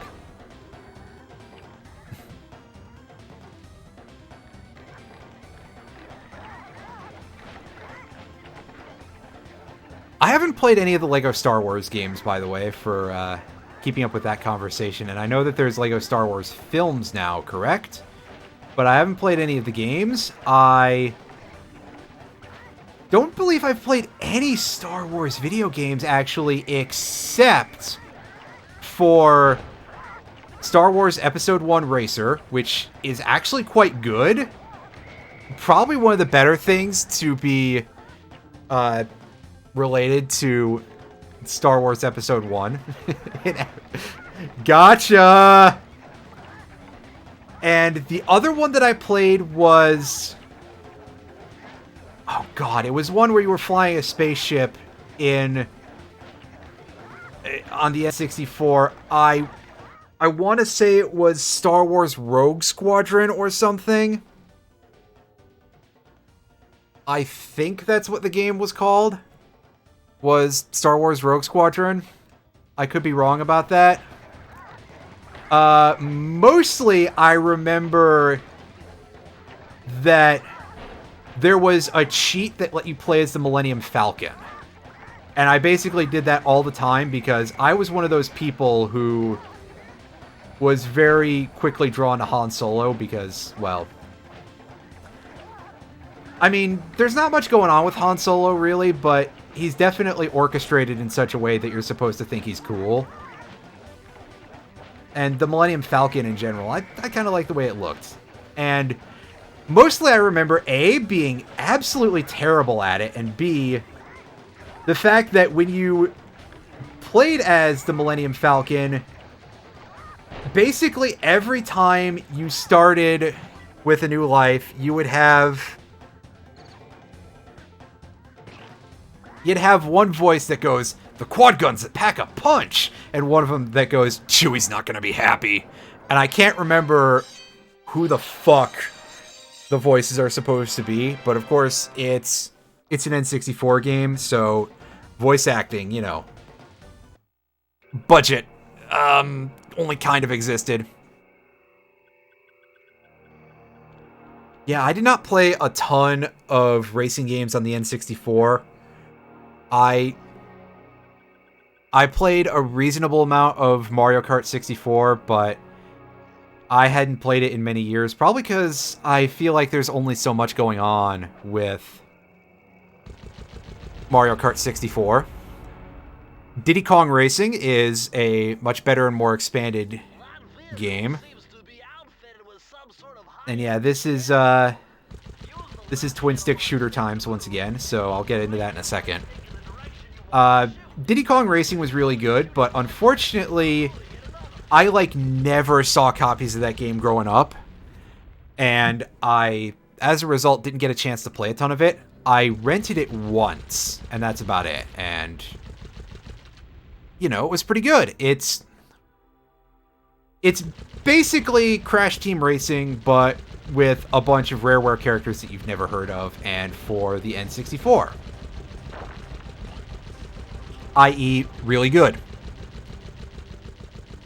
Because Crash Team Racing is really fucking good. TTR is honestly probably... That's going to basically be my platonic ideal of 5th gen racing games, is Crash Team Racing. Conker isn't drunk driving, then what's the point? That was... Conker is in the game, but it was before Conker had, an established personality. Banjo is also in the game, before Banjo-Kazooie by, a year and a half. And not really having much personality besides going, "Yuh!" like a big goofball. So, sadly, Conker doesn't get to drunk drive unless you count just me not being able to control the goddamn car worth anything. There's a couple of other characters from Diddy Kong Racing that later appeared in other Rareware titles. Tip Tup showed up in the Banjo-Kazooie games, but a lot of them were just hey, we don't know what we're doing with these characters. We're creating a bunch of characters for new IPs in this game, and then for at least half of them, the new IPs didn't happen.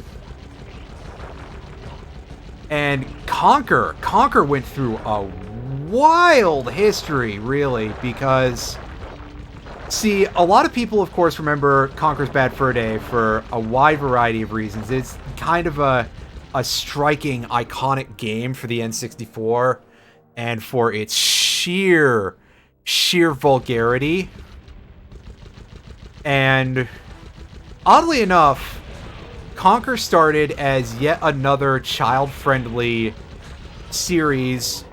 There was originally going to be a game, Conker's Bad Fur Day evolved from a game called Conker's 12 Tales, I believe is what it was called, or just 12 Tales Conker or something like that. That was originally going to be yet another fairly basic 3D platformer, you know, in the kind of Banjo-Kazooie vein. Thank you for coming out, by the way, Lady Emerald. I have had quite a bit to say. I apologize for not catching up with that sooner. Thank you for watching. I appreciate any of the new viewers who show up. And, so yeah. Conker's Bad Fur Day, originally it was just another kind of generic all-ages 3D platformer, collectathon type of thing. And there is actually still a remnant of the child-friendly Conker that was released as a full game. And that is Conker's Pocket Tales for the Game Boy and Game Boy Color, which was released, if I recall correctly, it was one of those black cartridge Game Boy games, which was to signify that, yes, it could run on the original Game Boy, but it was really designed for the color, and you're going to be missing out on quite a bit by playing it on the old toaster, or a Super Game Boy, which wouldn't handle Game Boy Color stuff the same way, or a Pocket, or a Game Boy Light if you were a person who happened to have one of those because of importing it from Japan, or living in Japan, or stealing one in Japan. I don't know, however you got hold of it. I'm not here to judge. Old Faithful Skyrim was a great cart.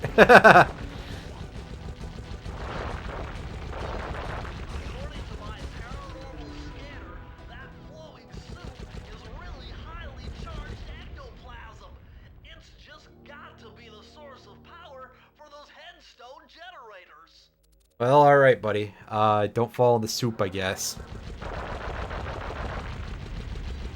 What do you mean you're at soup? Wait.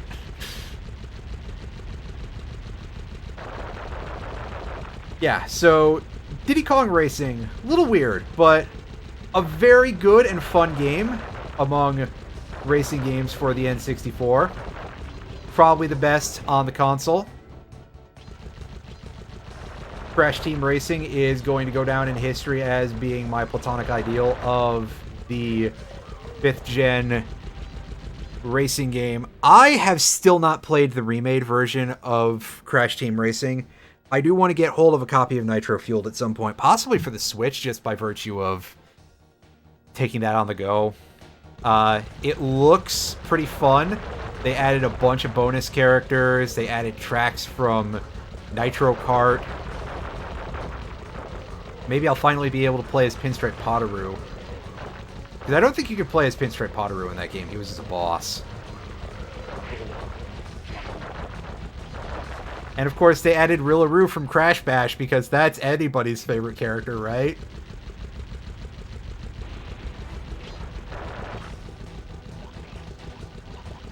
You've heard the remake is bad. That's unfortunate. A paper Pinstripe Dingodile art. Oh, that's fantastic. I am glad for you have done the kingdom a service.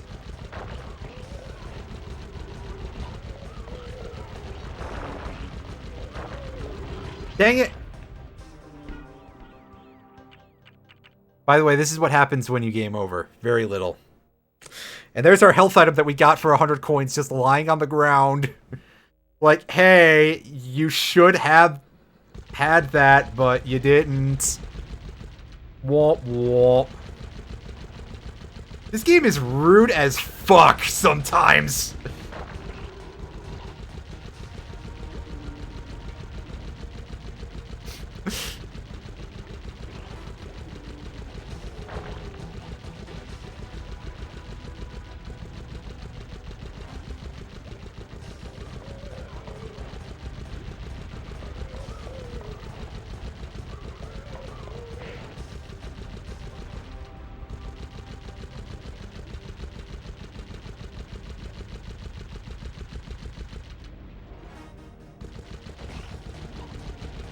Thinking about Crash Team Racing makes me think that I should plug my PS3 in sometime and play a little more of it, because I haven't played it in a while. And I only have it as a digital thing on PS3. I don't have a disc of it. I mean, I guess I could probably run it through an emulator and it wouldn't die, but I got consoles. I may as well put them to use.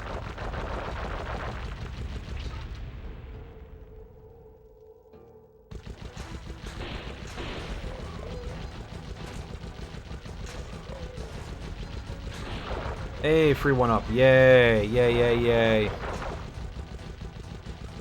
Let me guess, you still have a disc copy of CTR, don't you?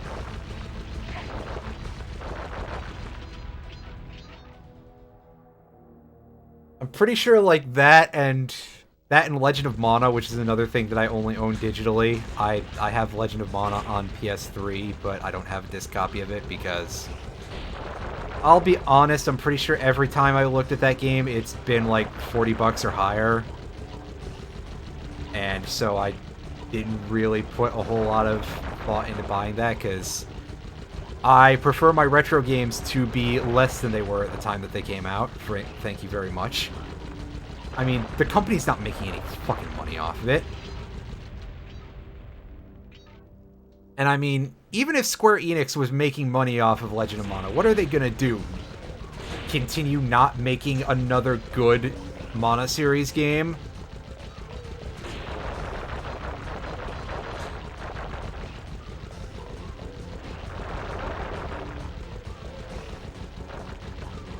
I mean, yeah, there is the new version that technically they're still... I mean, I'm sure they're not paying attention to sales numbers anymore. And so, of course, in a couple of years, when people get salty about, hey, whatever happened with that... Oh, they are.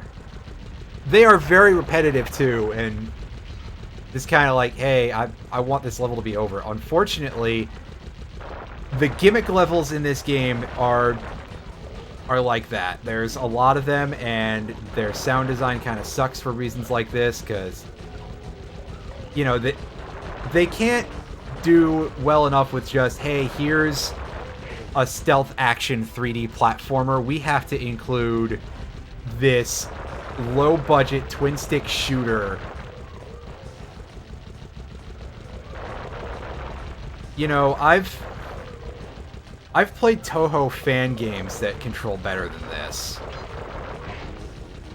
Playing Smash TV on the SNES with one of my hands busted would probably feel better than how this plays. And the sounds would not annoy me quite as much. Alright, we're back at the end of the level. I think this is the end of the level anyway. This is, they got the 3 totems going, so surely this has got to be the end, right? We'll eat a hit and, you know, let ourselves get surrounded there for a second, because opening one of these should make things a little bit better for us. Alright, so we're down to just one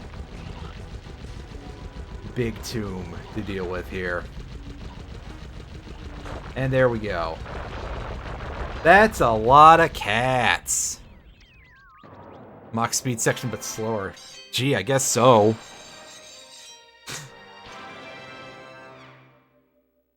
Sly Cooper really is basically kind of like the antithesis of Sonic in some ways. I mean, if you were going to sit there and you were going to be like, hey, I'm going to do RPG stats blocks, you'd probably still find both of them to be like agility-focused characters in a sense. You know, unless dexterity is a thing that exists, so maybe not so much. That'd be more Sly's thing, and Sonic would be no dexterity, because why bother? You gotta go fast. But you spend more time intentionally moving as slowly and deliberately as possible as Sly in order to sneak around places. Meanwhile, Sonic, well, Sonic goes fast. He even holds the speed record for running backwards, according to one of the weird commercial interstitials that I remember for one of the Sonic cartoons from when I was a kid.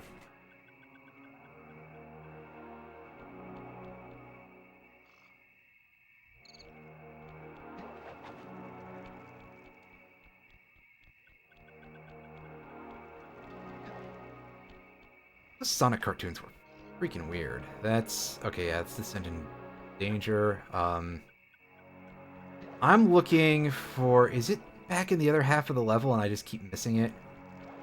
Actually, let me see if I can use the map here and just warp to the level.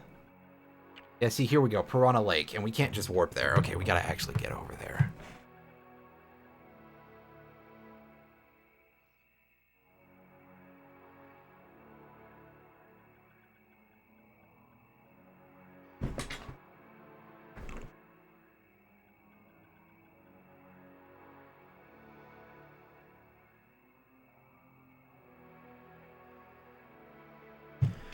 I like the idea of Amy going invisible.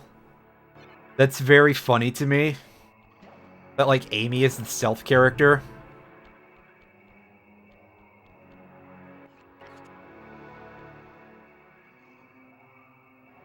The character with the giant fucking hammer is the stealth character. That's pretty great. I enjoy that on a concept level. Okay, here's where we're going, I think. If I recall correctly. Bonk.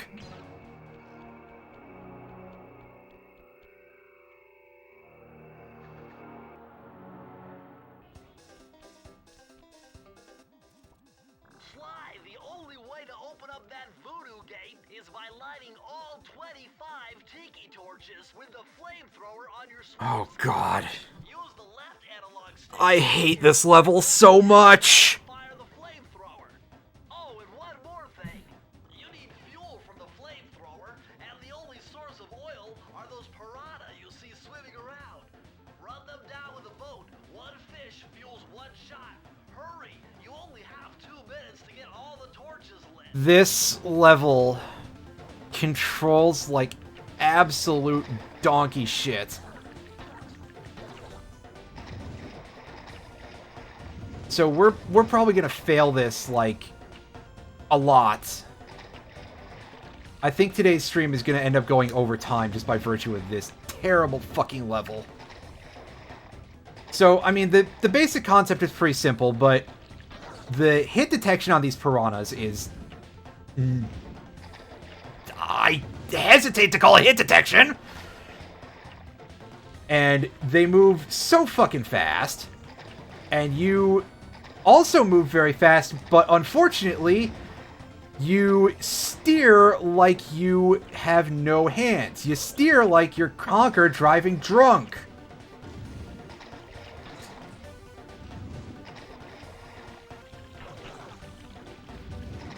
So, excuse me, by the way, also, if I don't look at chat very much during this section, because, admittedly, this is going to be a bit on the rough side. Also, you actually can, and this is a bit where some of the jank actually works in your favor. If you're really good, you can actually hit multiple... Hang on a second.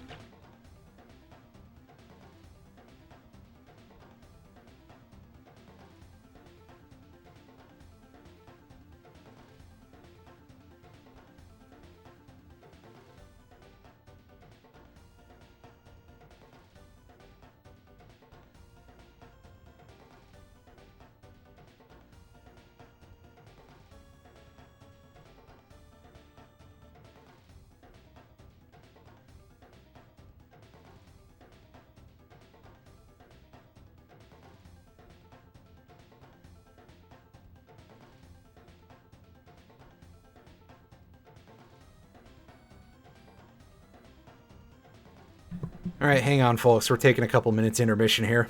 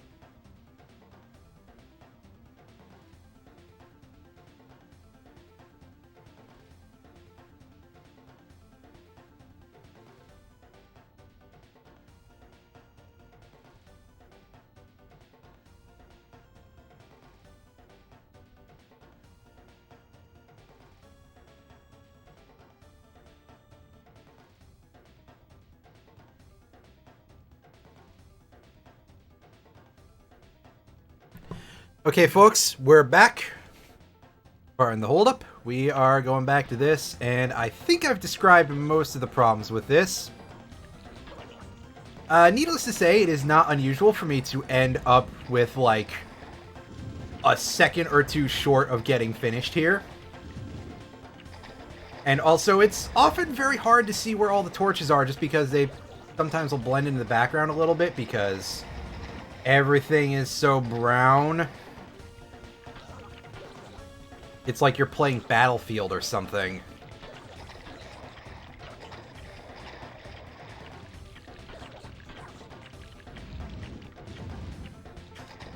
Got it!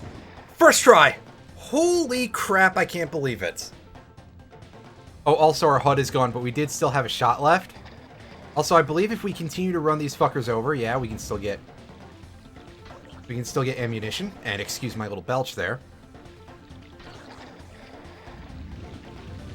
I feel like taking a victory lap here, because I never one-shot this.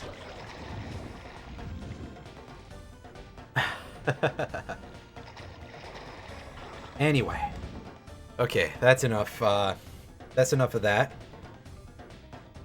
Let's get back to reality. Smash Brawl or Twilight Princess. I'm not very familiar with Smash Brawl, but Twilight Princess, oh boy, Twilight Princess. Twilight Princess is a bit of a bear. I probably should go back and actually finish that, because last time I played it, I finished City in the Sky, and that was like 10 years ago, but I didn't find it to be very fun, and it is absolutely a very, very brown game by Zelda standards.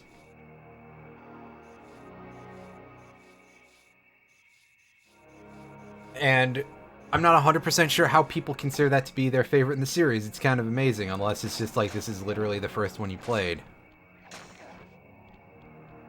It is what it is. It's very, to quote The Simpsons, not brown, brown, brown, brown. Oh, hey, we just evaded that spider entirely. So yeah, as far as Sonic, as far as Sonic goes, and, like, just the amount of Western Sonic media in general, it is so weird, but I am utterly fascinated by all of it, and, like, it's really interesting just how freaking out there it is, and, like, even the Ken Penders thing, which, like, I mean, fuck that guy so much, and he's a terrible writer, and a terrible artist and everything, but there is something about it that's just like... It's like watching a train wreck in slow motion, you know? And I'm gonna be honest, I would love to see more stuff like that, especially for, like, Sega franchises, because... Yeah, I know, right? That's kind of amusing in its own right. Just thinking, you know, get Archie back to doing that stuff, but do more crossovers with other Sega things. I guess what I'm trying to say is that you could do that, and you could not come up with anything weirder for Phantasy Star than Sega themselves have already come up with. I'm sure it'll work to launch you up into this Ruby Skull Temple.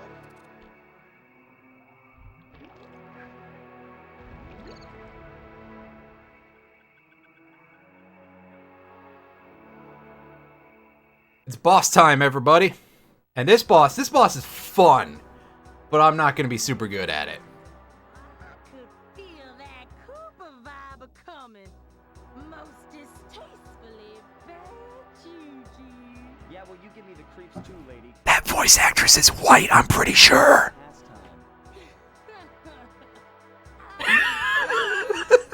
I'm sorry. Ish. But all I hear is blah, blah, blah. Oh boy.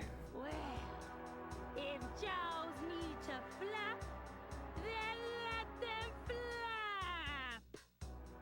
See you in the next world, Sly Cooper.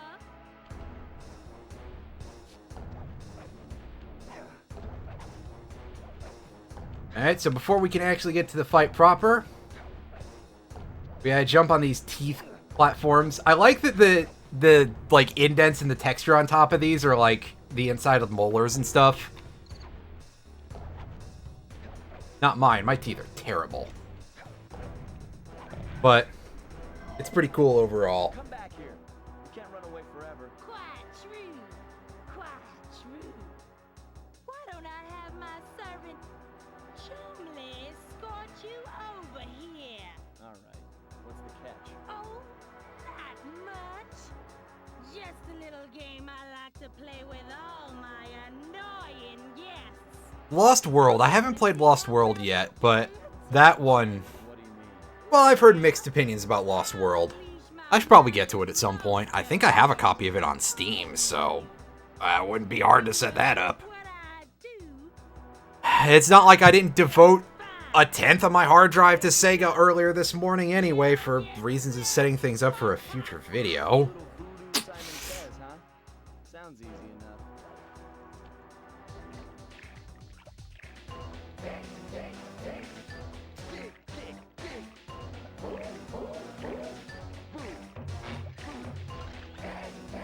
So yeah, this boss is a little bit DDR-ish. A little bit.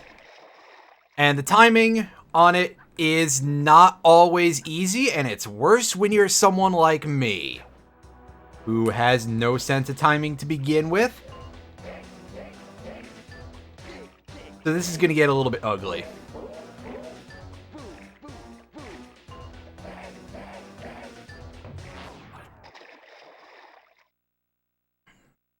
Also, yeah, try to avoid pressing the button too early, because that'll cause problems for you. As you'd expect. Damn it. I did press it too early the first time, and then I pressed it again, and it didn't count anymore. Heck.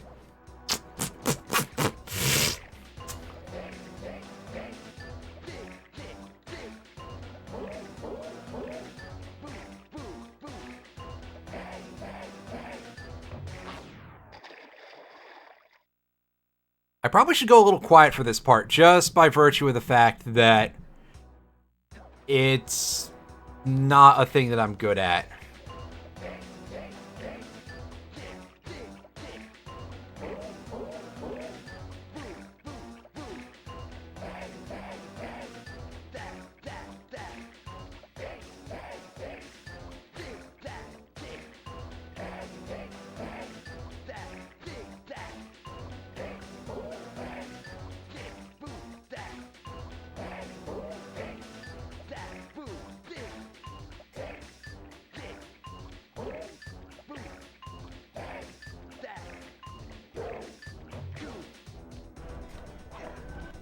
And she makes a show of attempting to attack you, but that's about it.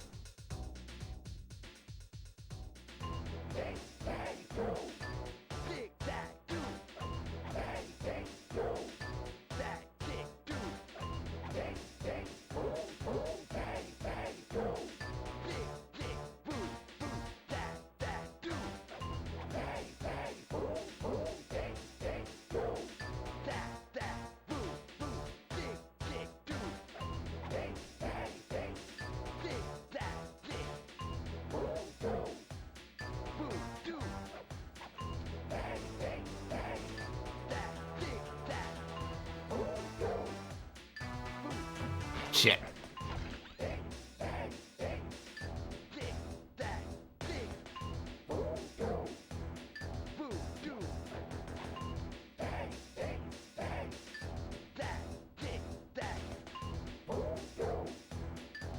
Damn it! Fucked up by hitting the button too early the first time on that last X.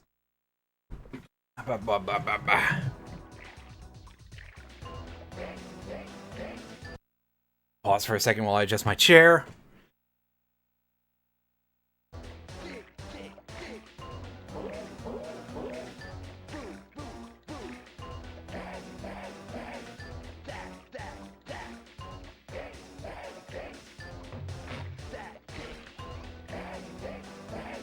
Oh, I just did the wrong input. So one thing that I will say about this is that regular DDR does not involve depth perception to know when to do the inputs. Which is a bit of a problem with this because 3D games are not always good about depth perception, especially not in this era. And especially not when there's heavy graphical stylization such as the cel-shaded style that is going on with Sly Cooper.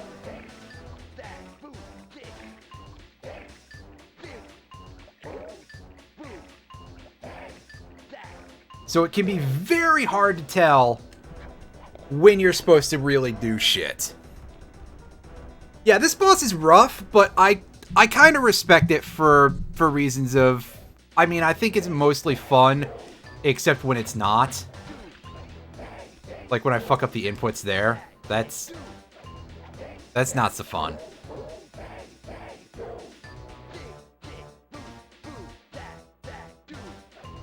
And later on, it gets reasonably intense.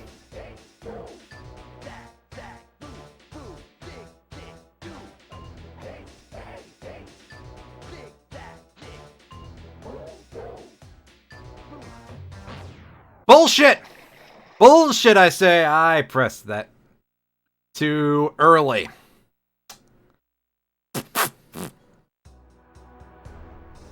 See, this type of thing is a problem when you're a person like me who has no sense of rhythm.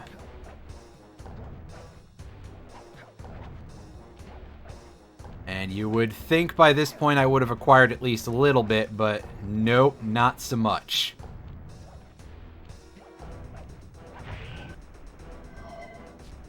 Come back here. You can't run away forever. Oh, and of course, now there's this where I can't skip the damn cutscenes.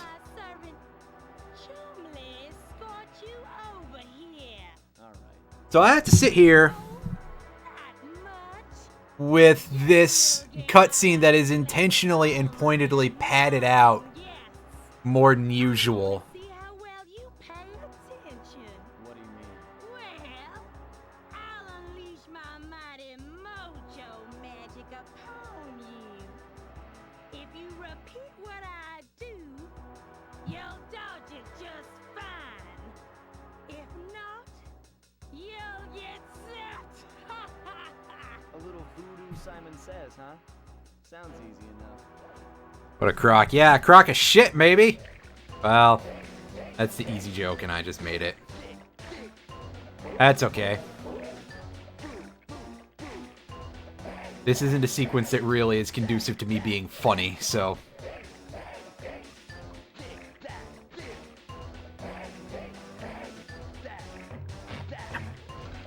Hit the button too early.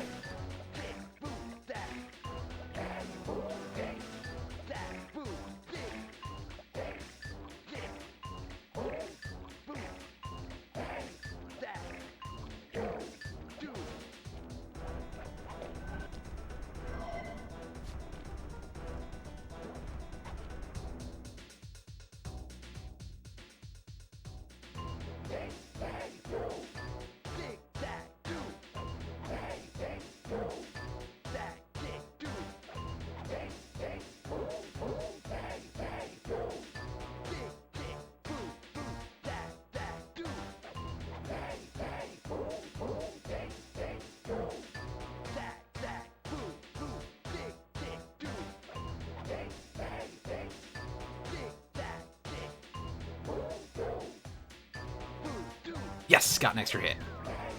Thank you for bringing that back, game. You know that I'm shit at this. I somehow got away with that. Nice.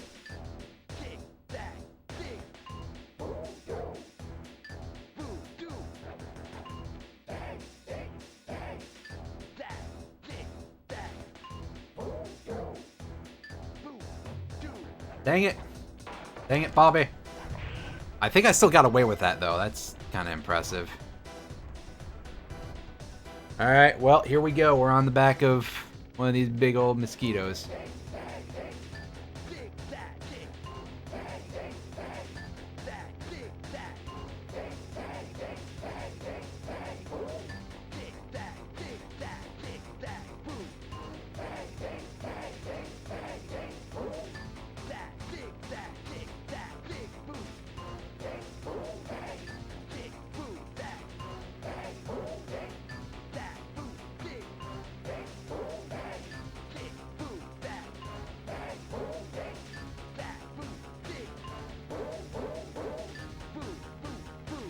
Alright, now we enter the desperation phase.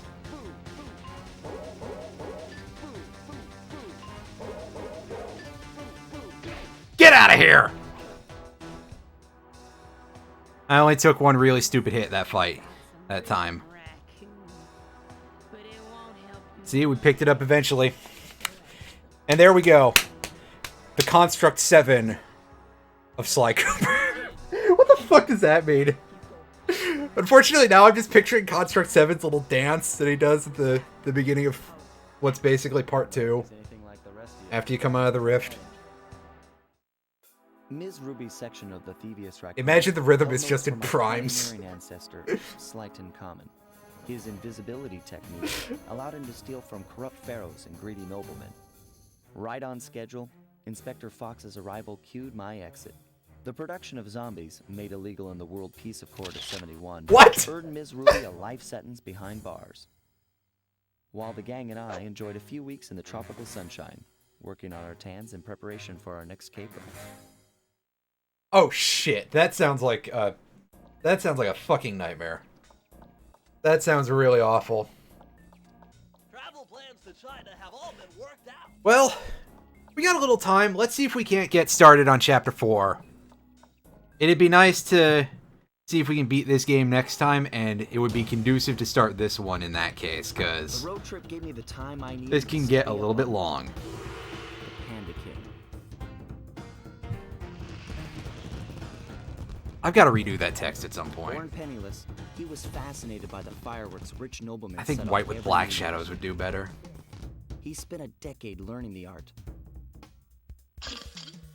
But when he tried to offer his fireworks to the noblemen, they couldn't see past his shabby clothes and chased him away.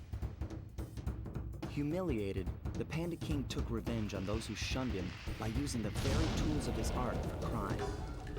The Fiendish Five recruited him as their demolitions expert, and from then on, his explosive touch became feared worldwide. He's rumored to be perfecting some new firework technique high in the unstable Kunlun Mountains of western China. I actually kind of like this guy in terms of, like, out of all the villains, he's the least shitbag-ish, I guess. At least judging by the intro, that's gonna change in about, like, 3 minutes. Probably less. Maybe more like 2 minutes. Maybe even 1 minute. Who knows? I forget when we get the cutscene in this particular fight. Or fight in this chapter. We're not at the fight yet. And there's no cutscene there.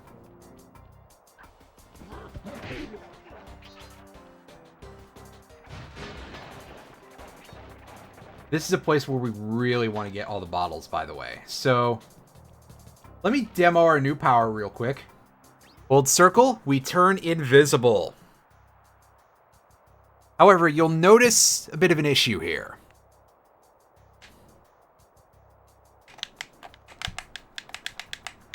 Yep, can't move. Which, that's fine. However, I believe that the very first power-up we get is if we get all these bottles...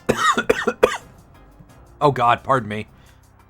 If we get all these bottles, it will give us the ability to move around. Very slowly, but it'll still give us the ability to move around while we're invisible. And that is very, very big. And will really help out with a level that revolves almost entirely around us going into invisible mode. Wow, okay. Get out of here. Imagine being immune to a rolling raccoon. Are you kidding me? Deadliest substance known to man. Would you look at that? A fireworks show! Oh my gosh, that's awful! That poor village just got buried in freezing snow! The rocket came from that giant statue, and you can bet the Panda King lit the fuse. I've got to find my way up there and fast before that lunatic squashes another town. Yeah, and there you go. That's why, even though the Panda King has a background that's, like, the most sympathetic out of any of the villains in this, he still fucking sucks. The dude is a mass murderer. Like, those people, how many of them are seriously gonna get out of that alive? And it's later revealed, I believe, that he's running a protection racket, and that's why he blew them up, is because they didn't pay him? Like, holy fuck, dude. And of course, Carmelita Fox is going to completely ignore him when that level shows up, and still just try to murder us, complete with ravaging the general area with her plasma cannon of plasma cannonhood. Because all cops are bastards. That's just a fact of life, even in fiction.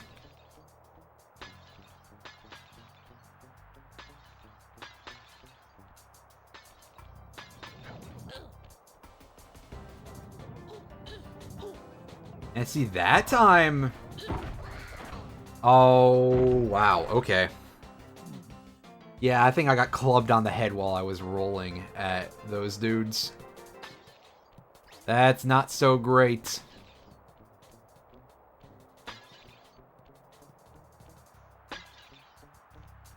Fuck. Well, that's really easy to fall off of. I told you this game is rude. Imagine just letting the player walk over the low walls that you've put up specifically to keep them from walking off. What a trollish rope fence.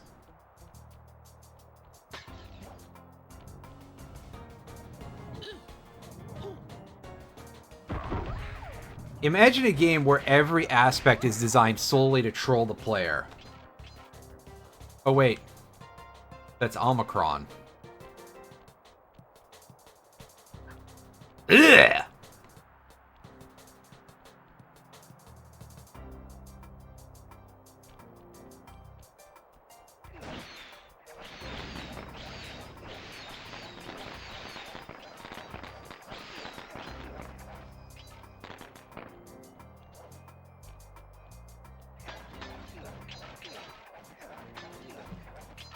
I'm waiting for Tav to finish writing a huge message at me because he just listened to anything I was saying right as I said Omicron, and he's gonna fucking kill me for bringing that game up again, I'm sure.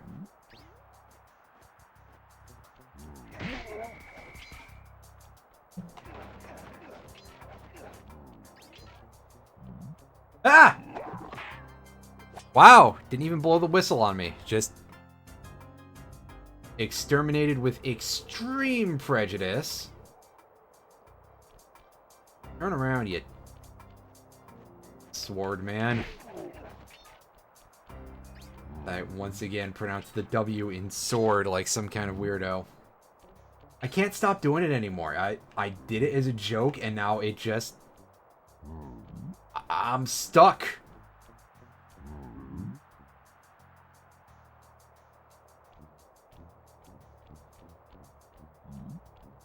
I didn't mean for it to get this bad.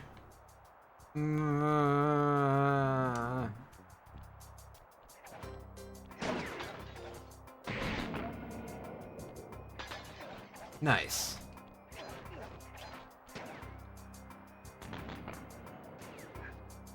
Ah, yes, and of course, right after we just had a whole sequence here about how... Gotta be careful. Well, I guess at the very least, none of them were aimed at any villages, but still, that seems like a bit of a risky play to put those fireworks to use. But hey, if they end up working out, I guess, okay. Also, by the way, I think every enemy here is, or at least some large proportion of the enemies here are supposed to be Yetis, which is very amusing. Oh, I bet that 1-up is gonna time out. Bentley, you asshole! But it's heavily guarded. One key coming up. Never mind. Bentley, you're not an asshole this time. For now.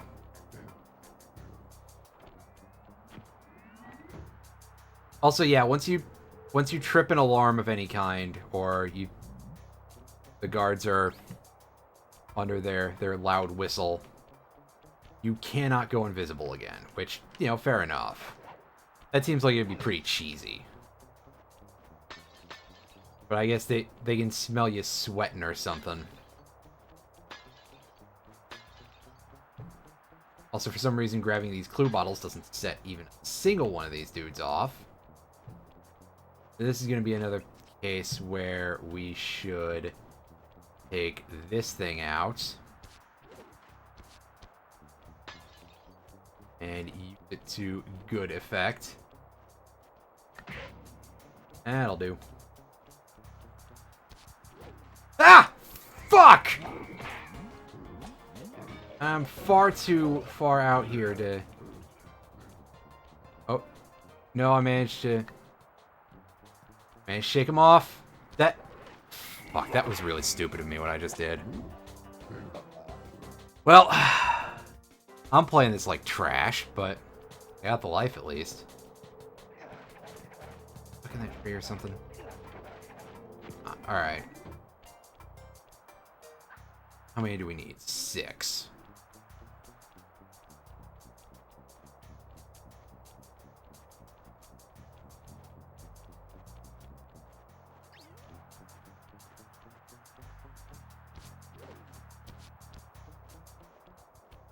Oh my god, that was just so badly done.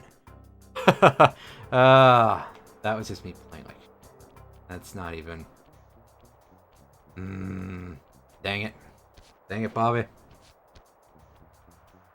Boy ain't right. That raccoon ain't right.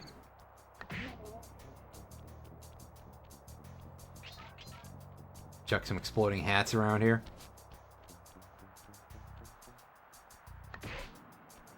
This is seriously one of the best powers in the game. Gotta put that out there again. For anyone who does not use this whatsoever when playing this game, are you a speedrunner or are you just a fool? You know? Dang it. Back it up, back it up, back it up, back it up.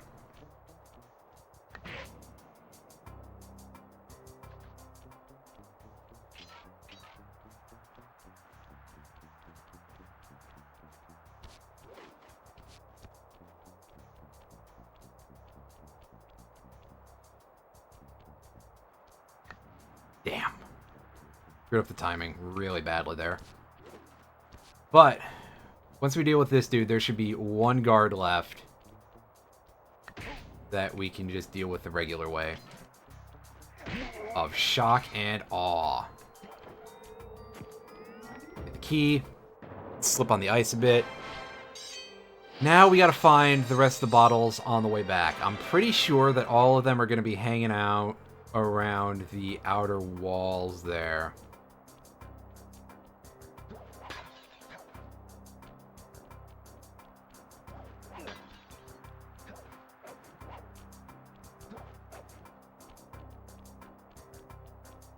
We are now missing one bottle, which is pretty much the worst place a person could possibly be in a game like this. Being only one collectible. We're going to go into fast mode here in order to help us try to get around a little better. There we go. I knew there was one that was basically hidden in a tree. Crap. I kind of deserved that for abusing fast. Well, the rest of the way is clear. You know what I'm going to do is I'm going to use fast again anyway. Like an idiot asshole who never learns. Slide into place. What you got for me, Bentley? I got a real headache figuring this one out. Input 578. 578. Yes, sir.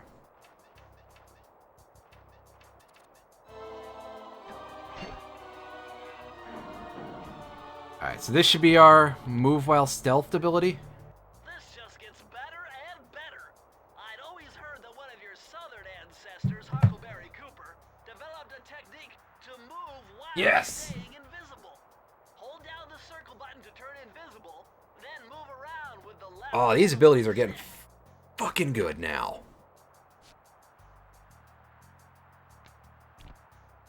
What remains are, I believe there are 4 safes in this world. And one is the ability to not die in a bottomless pit. One is, of course, the map to Panda King's hideout. And the last one cannot be opened until after you beat Chapter 5.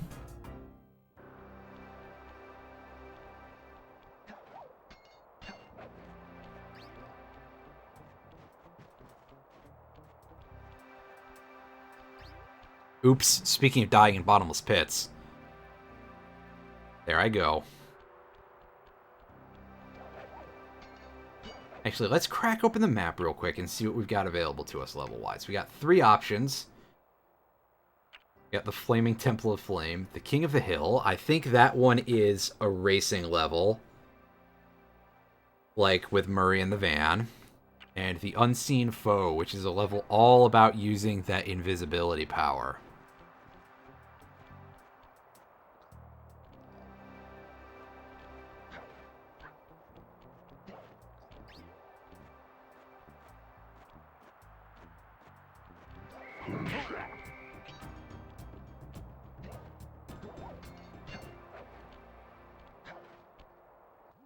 Nice job breaking into the Panda King's compound. I think I figured out a way to get to the top of that giant statue. But unfortunately, it's obstructed by this reinforced ceiling hatch. No problem. They seem to have plenty of firepower around here. I'll just have to find a few more treasure keys to get at it. It already looks like a thief. Yeah, exactly. I mean, just by nature of being a raccoon, doesn't he already kind of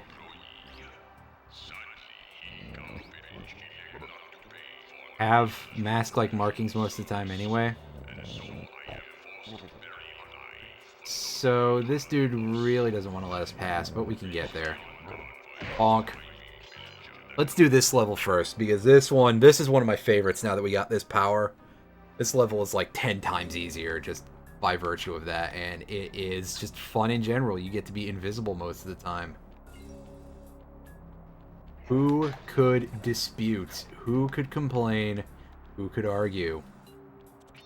This looks like a good place to try out your new invisibility move. Hold down the circle button to drop out of sight. While invisible, nothing can see you. Not lasers, not searchlights, not guards. Oh, and if the guards already see you, then the invisibility trick won't work. Yeah, I guess they can smell you.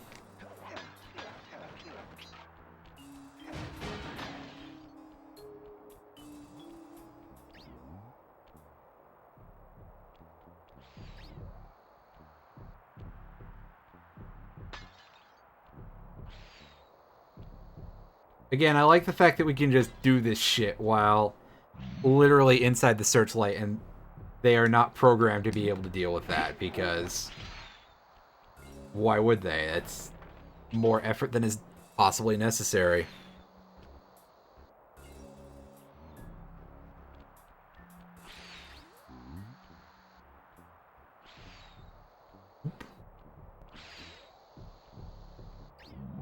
Dropping in and out of sight in order to make going through a little easier there.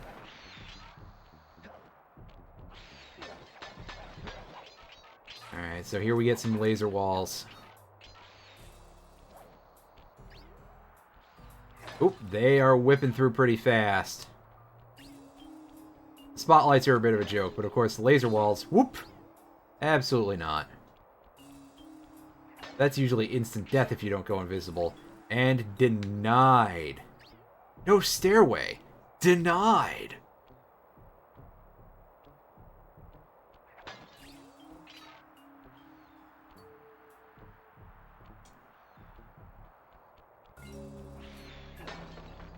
Easy. Again, just a fun level to let you check out an ability that you probably don't really get to use too much in the game, if I recall correctly.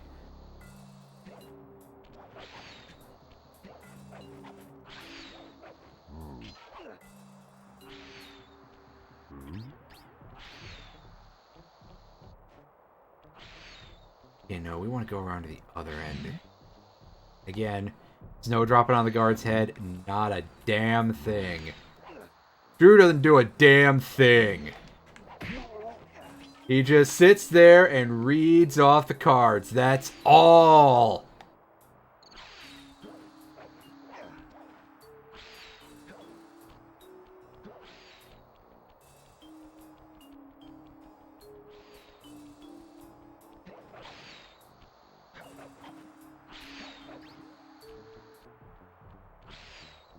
And here we go.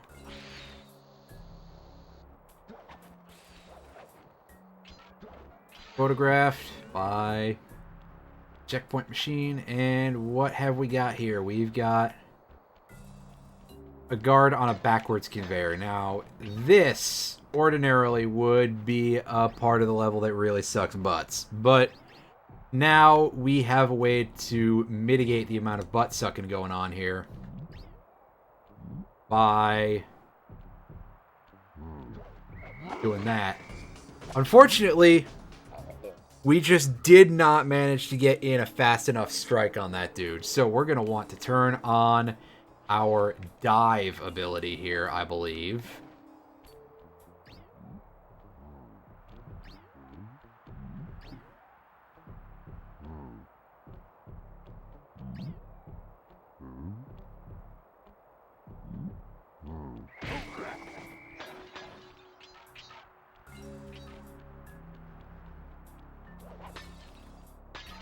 We get to raid this nice little storeroom in exchange for our efforts.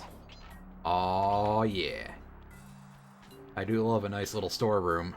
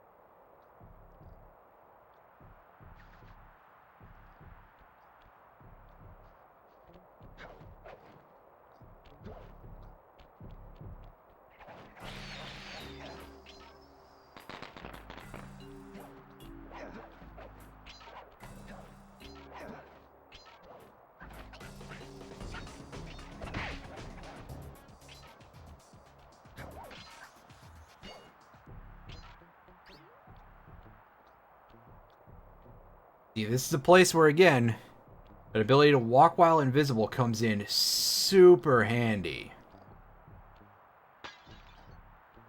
And of course, just to really rub the point in, yoink the bottles, and then demolish that fool. Oh, yes. Supposed to go here. This is just... Okay, this is just the direction that leads over to what you're supposed to use as the access if you don't have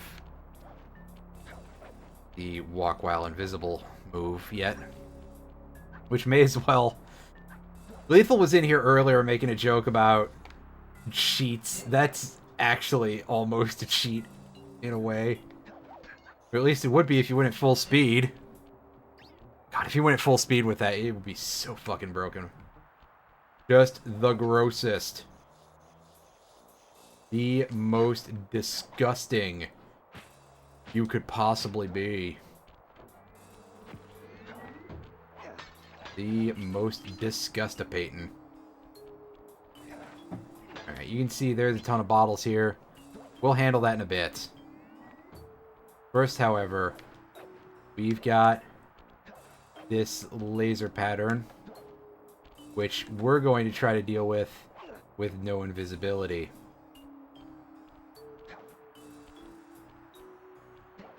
to prove that occasionally, yes, I am good at video games.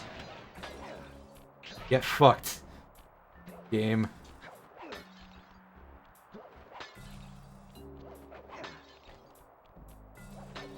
I did just fine.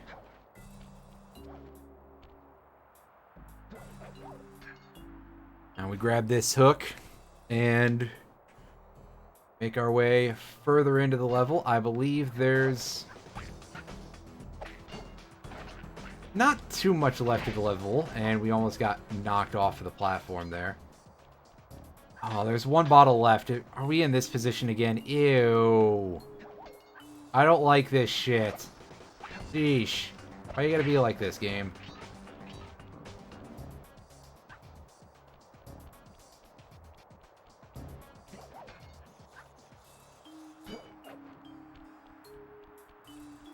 Alright, so here's the vault.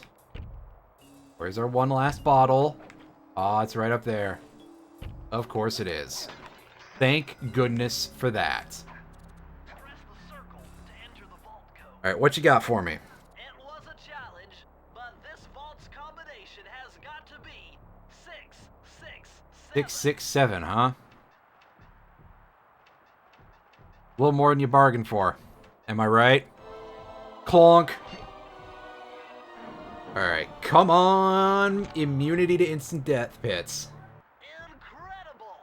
I never would have thought this was possible. Sir Augustine of Cooper's technique to briefly defy gravity. From now on, you should be able to pop right out of those bottomless pits you keep falling into, and you won't even lose a lucky charm. Wow, Bentley, no need to be a bitch about it. Come on. Why you gotta remind me of my past failures? Always put me down. Why don't you get out here and do some shit in the future? Oh wait, that's actually a thing in Sly 2, and it's not much fun. This pagoda is some kind of huge gunpowder production plant. Judging by the scale, the Panda King Look. must be making tons of explosives.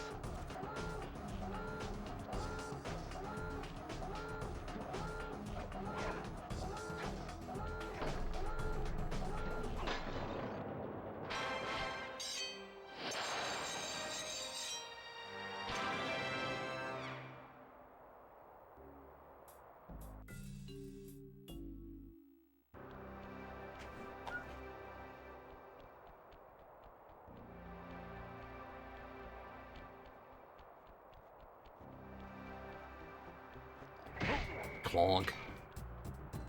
Alright, the Flaming Temple of Flame is another platforming level that is occasionally pretty tricky, but we want to go and deal with this because I'm pretty sure this is what this is. And what this is sucks butts. Murray's all fired up to make the run for the key, while on the Oh racing station, god, I forgot there was another turret level in this game. Right on. I'll keep Oh geez, this really is just World 2 Redux, isn't it? I'm going in, Sly. Kinda just want to shoot him. Ready. And I called that one out pretty quickly.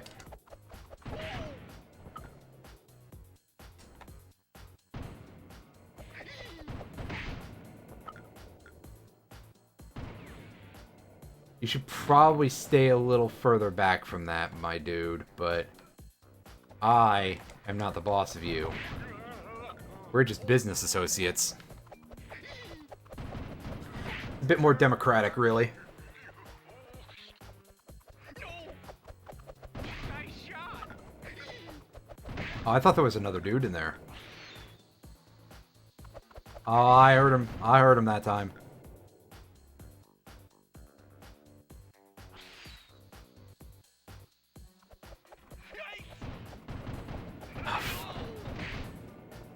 Yeah, nice control there, control stick.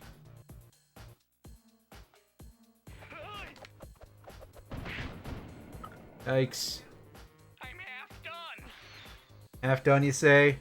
Couldn't you go a little faster? Oh, thanks.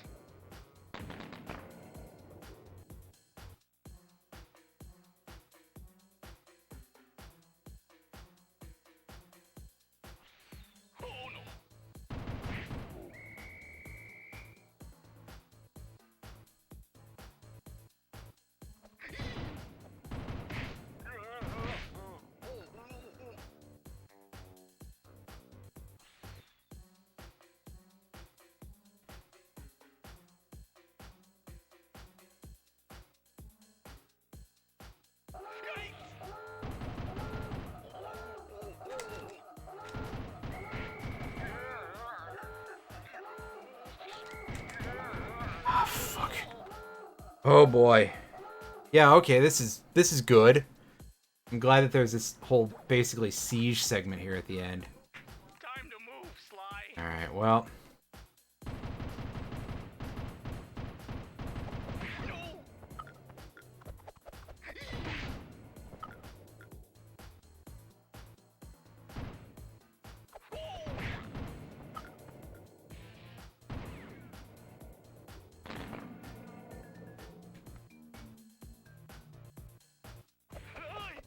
Bingo.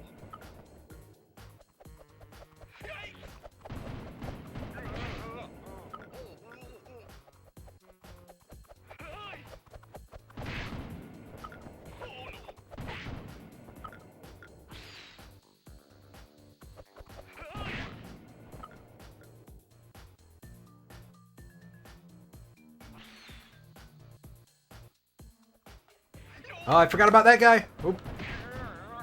Just barely got away with it. Remember that one. That's the one we hear. Alright, so...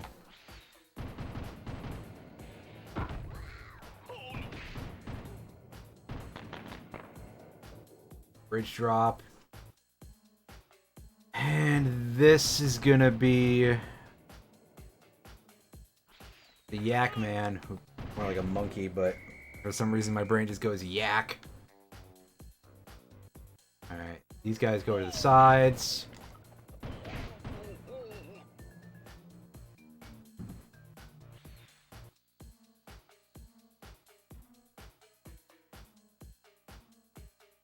Alarm goes off. Just gun it, Murray, you dumb motherfucker.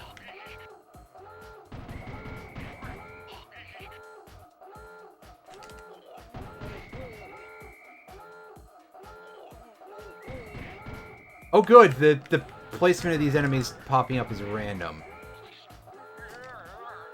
That helps. Not. Hey, wow, that's 2 Wayne's World references inside of the same, like, 30-minute block of time. Much shorter than that, but... Okay, this can end any time. And it did! It did end! Wow, okay. Thanks. Thanks, game. You actually let it end. Amazing. Woohoo. Hooray. And we are done with the turret level, but we're not done with the shitty gimmicks in this world, and we're not done with fucking Murray either.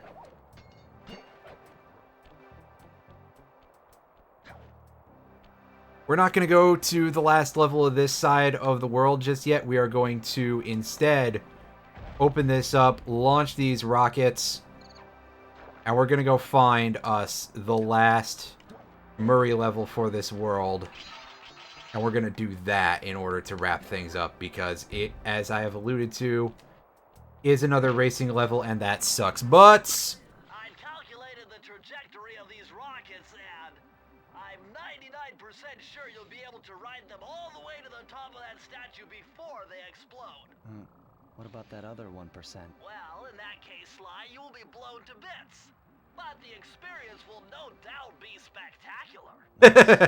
Now, to unlock these rockets, oh man. you're going to need all 7 of the Panda King's treasure keys. Right on. I'll steal them. Yeah, just like usual. Alrighty, alrighty.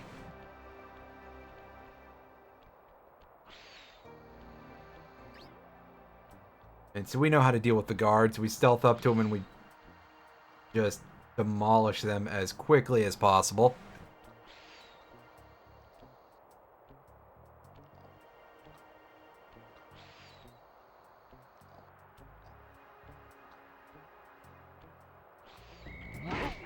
This will be it. A desperate race. I'm sure that this is the racing level, because I know it's a thing, and yeah, it's an icon of the van. Hurry, what are you doing down there? Well, I'm minding my post when I notice this snow cone stand, and I think to myself, hey Murray, you gotta keep your energy up. So I hurry over here, and then all of a sudden, monkeys are everywhere, bugging me to race them 3 times around this track for a key. You could use the key. Maybe you take him? Come on, Sly, they're a pack of monkeys. How can I lose? All right, remember, steer with the left stick. Wow, okay, Murray, that's not racist or anything. Keep clear of those icy patches. Thanks for the advice, Sly, but trust me, I got this under control.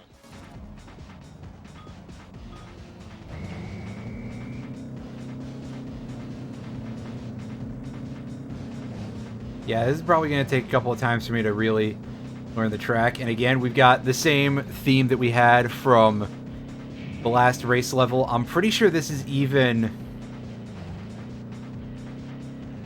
the same track that's used in the boss fight against Mugshot. So, you know, nice to see a good track get put to use a couple of times. At bare minimum, it's going to take me a few times here to really get used to the shape of the track and knowing what side I need to stick to in order to stay on the inside most of the time. I'm going to restart this race right away, though, because I am just absolutely fucking this up.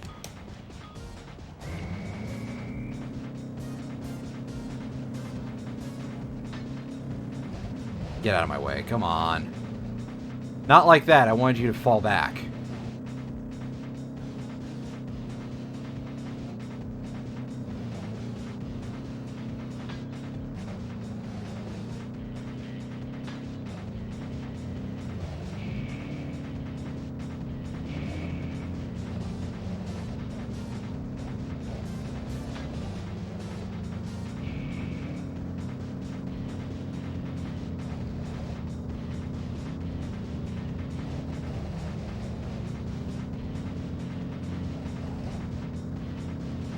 Oh, we're doing pretty good here, shockingly enough.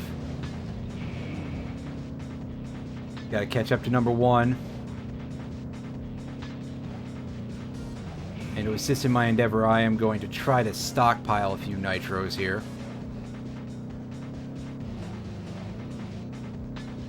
Just that way, when I'm in range, I can throw down the gauntlet.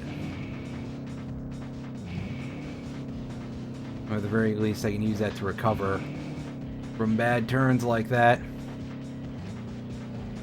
Fuck! Well, that's what I get for saying that I was doing good, I guess. Because we were doing good for a bit. And then I just took the worst fucking bounce I possibly could.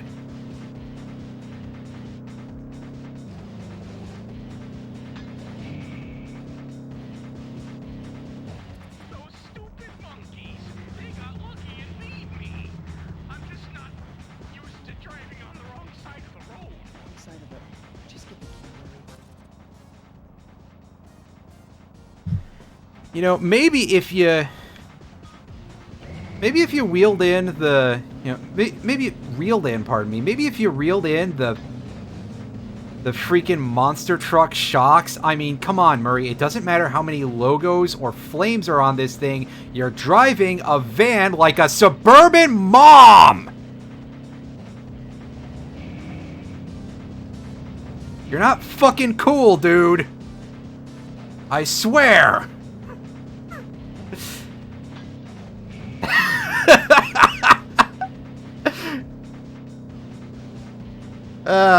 I swear, sometimes I'm hilarious when I'm angry. Other times I'm just an obnoxious piece of shit.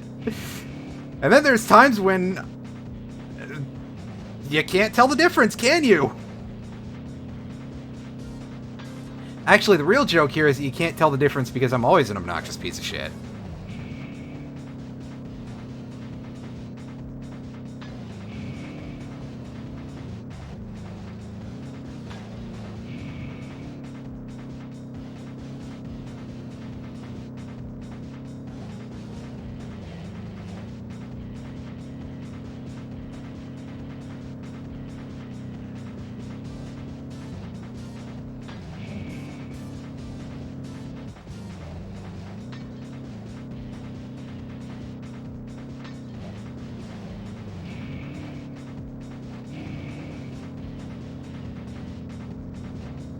Don't. Oh, jeez. Yeah, that. Oh, oof. Ooh, that was just. Oh, boy. A little bit. Just a little bit better, and we could have had that. And we'd be done with this already. Unfortunately, not so much. Which surprises me that this is easier than it was in World 2. In fact, that turret section actually, aside from that siege bit at the end, was also, in my opinion, easier than the one in World 2. How about that? Anyway, about this van, maybe Sly Cooper and the gang should take after a couple of other famous thieves and go, hey, Lupin the Third and his boys, they usually drive motorcycles. That might be a little bit more fun. And as soon as I said that, I thought about this one episode of the Pokemon anime where they meet a biker gang on what I guess is supposed to be Cycling Road, but of course, the world of the Pokemon anime doesn't really match up to the world of the Pokemon games. But Team Rocket show up, as they usually do, and they're riding unicycles. And in the dub, at least, one of them, I forget which one, taunts the biker gang by saying, real men ride unicycles. And I'm just like, that's... I find that very funny of a... Oh god, so close. Yeah, we get it, Murray, you're racist. I'm just not used to driving on the wrong side of the road. Just get the key. Who cares about sides of the road? You drive closest to the inside, that's it. That's the whole trick of racing, you goofus.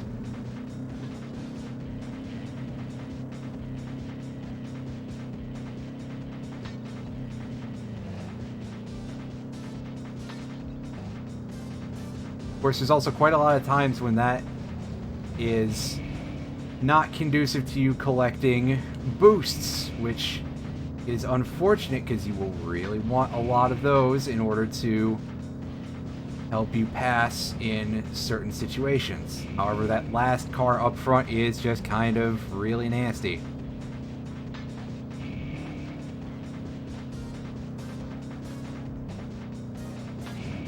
Yikes. Stand up, Murray. That's right, Murray. You're now the van entirely, and stand up is the way I want to express the idea of you getting the vehicle upright.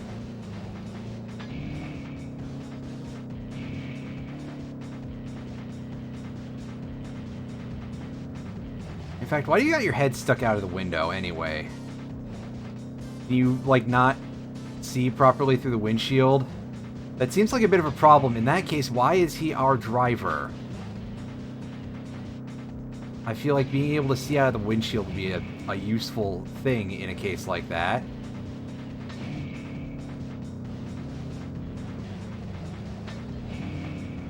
Oh, it's tight, and we lose again. You rat bastards. I'm just not used to driving on the wrong side of the road. Just get the key.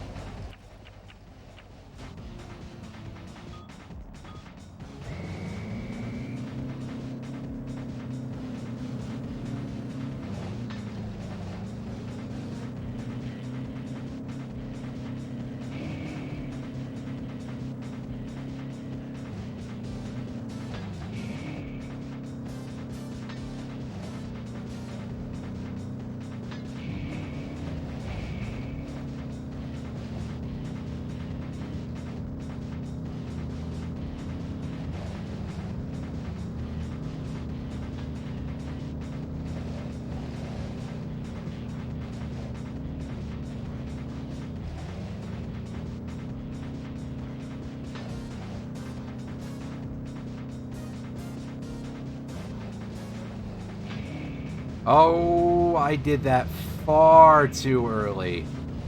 Clearly, because I took a really bad bump there. Fuck!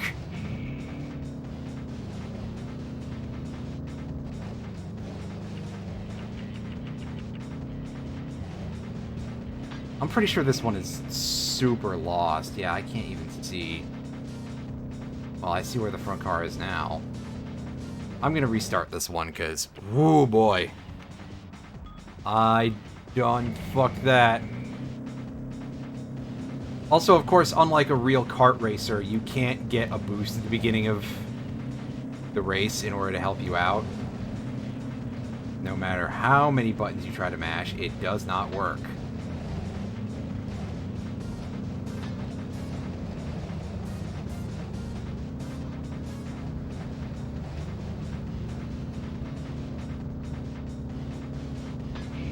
I enjoy the music, though.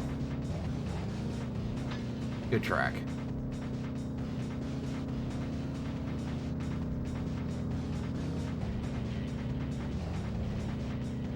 But I also generally enjoy most things that are pretty much, in the style of some sort of heavy metal.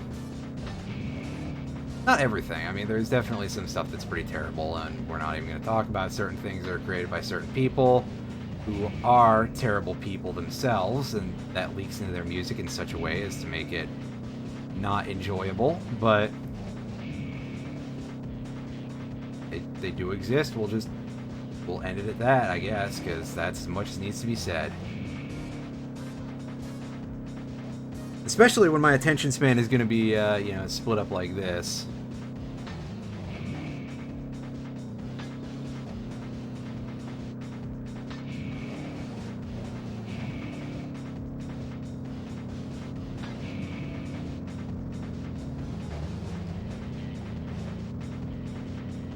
Damn it. Oh.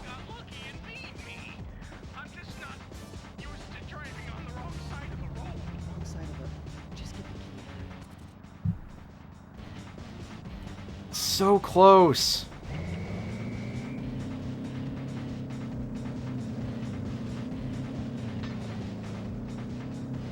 Is it because I insulted the Cooper Gang's mom van? I'm sorry.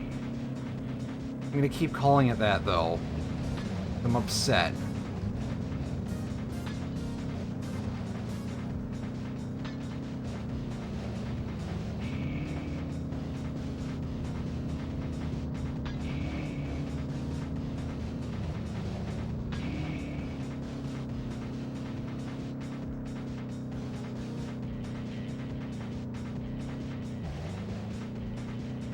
Also, definitely beginning to disagree with my earlier sentiment about calling this an easier race than the one in World 2. This is a lot harder.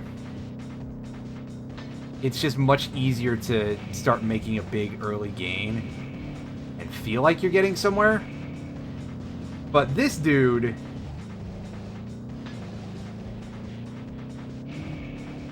This dude is using, like, a cart with perfect stats or something. I don't know what the deal is here. This guy poke-saved his cart with perfect 31 IVs and everything. Best nature, egg moves, shiny sprite, perfect EVs. Get the fuck out of my way, asshole. And I'm that person who started a random battle with nothing but a Magikarp at the front with flail and a choice band. Had to work eventually. And there it is. Key number 4 is ours.